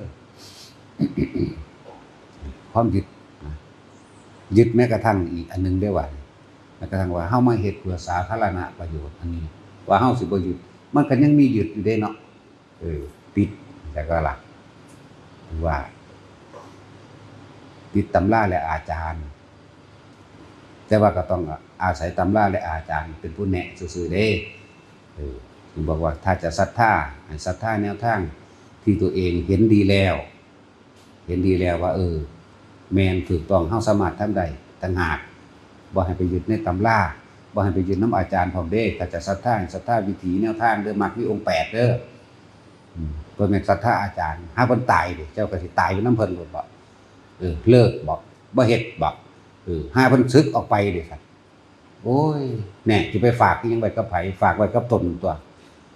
ว่าสึกออกไปแล้วนั่นกูว่าแล้วน่ะเซาเฮ็ดติแม่นบ่ล่ะ นั่นแหละถ้าจะศรัทธาให้ศรัทธาตัวเองและแนวทางของท่านนั้นปฏิบัติมรรคมีองค์8นั่นแหละ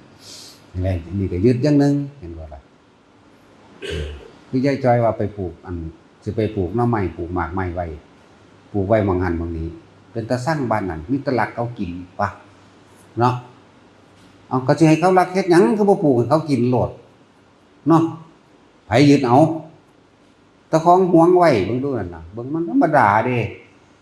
กระทั่งคือสิตายนี่เบิ่งไม่จักนั่นเลยรักกินดีๆรักกินเก่งๆก็สิปลูกให้เขารักเฮ็ดหยังคือบ่ปลูกให้เขากินใช่ว่าล่ะแค่ว่าปลูกไว้เขากินน่ะก็จบแล้วตัวอันนี้สิไปหวงไปเฝ้ายังอยู่กับอันนั้นเนาะตะของแล้วเฝ้าเจ้าของอยากว่าเฝ้าซากศพเจ้าของเองสิเที่ยวมาเวียนว่ายตายเกิดแล้วเกิดอีกเกิดอีกเกิดแล้วได้แล้วนะเฝ้าซากอันเก่าจักว่าล่ะนั่นแหละขนาดผ้าเฮ็ดผ้าอยู่นี่ด่าอยู่ซุมื้อเด้ด่าอยู่ตลอดสั่งผู้นั้นเอาสั่งผู้นี้เอากูสั่งมันบ่ให้มันกินพะนะเอาแล้วว่าสิว่าปลูกให้คนกินบ่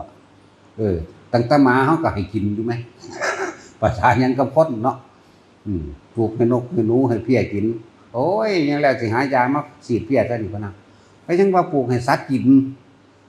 คนก็กินสัตว์ก็กินก็ยังว่าอยู่นี่แล้วยึดได้นั่นน่ะจักว่าล่ะยึดหยังยึดความเป็นตัวตนของเก่าที่เจ้าของเคยปลูกในเฮือนเจ้าของบ่เคยมาเฮ็ดสาธารณะจะว่าล่ะนี่เราปลูกว่าอันทั่วเพิ่นน่ะบ่ได้เล่นนี่พอริดอนสีดว่าสั่นมึงคือกระดอกกระเดียไปโพดแท้ทั้งเอามือบี้มือหยิกถูหมดแดงมากกับทั้งเทน้ำร้อนลวกทั้งยาวิธีใส่เนาะอันนี้ผ้าเฮ็ดสละผ้าเฮ็ดสละจักว่าล่ะปลูกให้สัตว์กินทั้งคนทั้งสัตว์เพราะนั้นโอ้ยหาแนวมาขามันกันนะพะนะ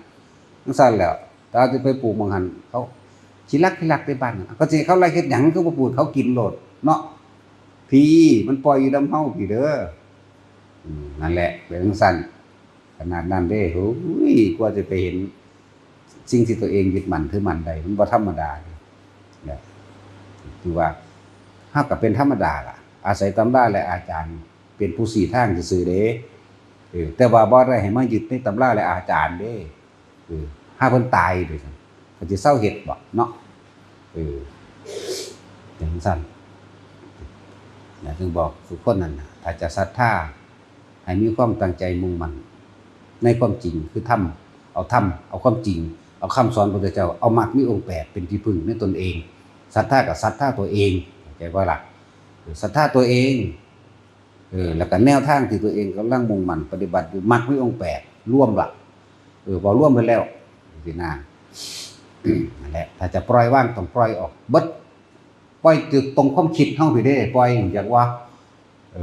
บ่แม่นไปปล่อยนำว่ารักษาอันต้นไม้ดีแล้วบ่มีไผมารักเด้ปล่อยที่ตัวเฮาพี่ปล่อยตัวยึดพี่เด้ปล่อยความคิดถ้าจะปล่อยจริงๆนั่นแหละที่สุดทั้ง2ส่วนสังคตธรรมและอสังคตธรรมปล่อยทั้ง2เด้ทั้งความคิดปรุงแต่งในการเวียนว่ายตายเกิดและความคิดปรุงแต่งในการบ่เวียนว่ายตายเกิดพร้อมมีแต่รู้กับรู้ซื่อๆได้บัดนี้จังซั่นนะพอ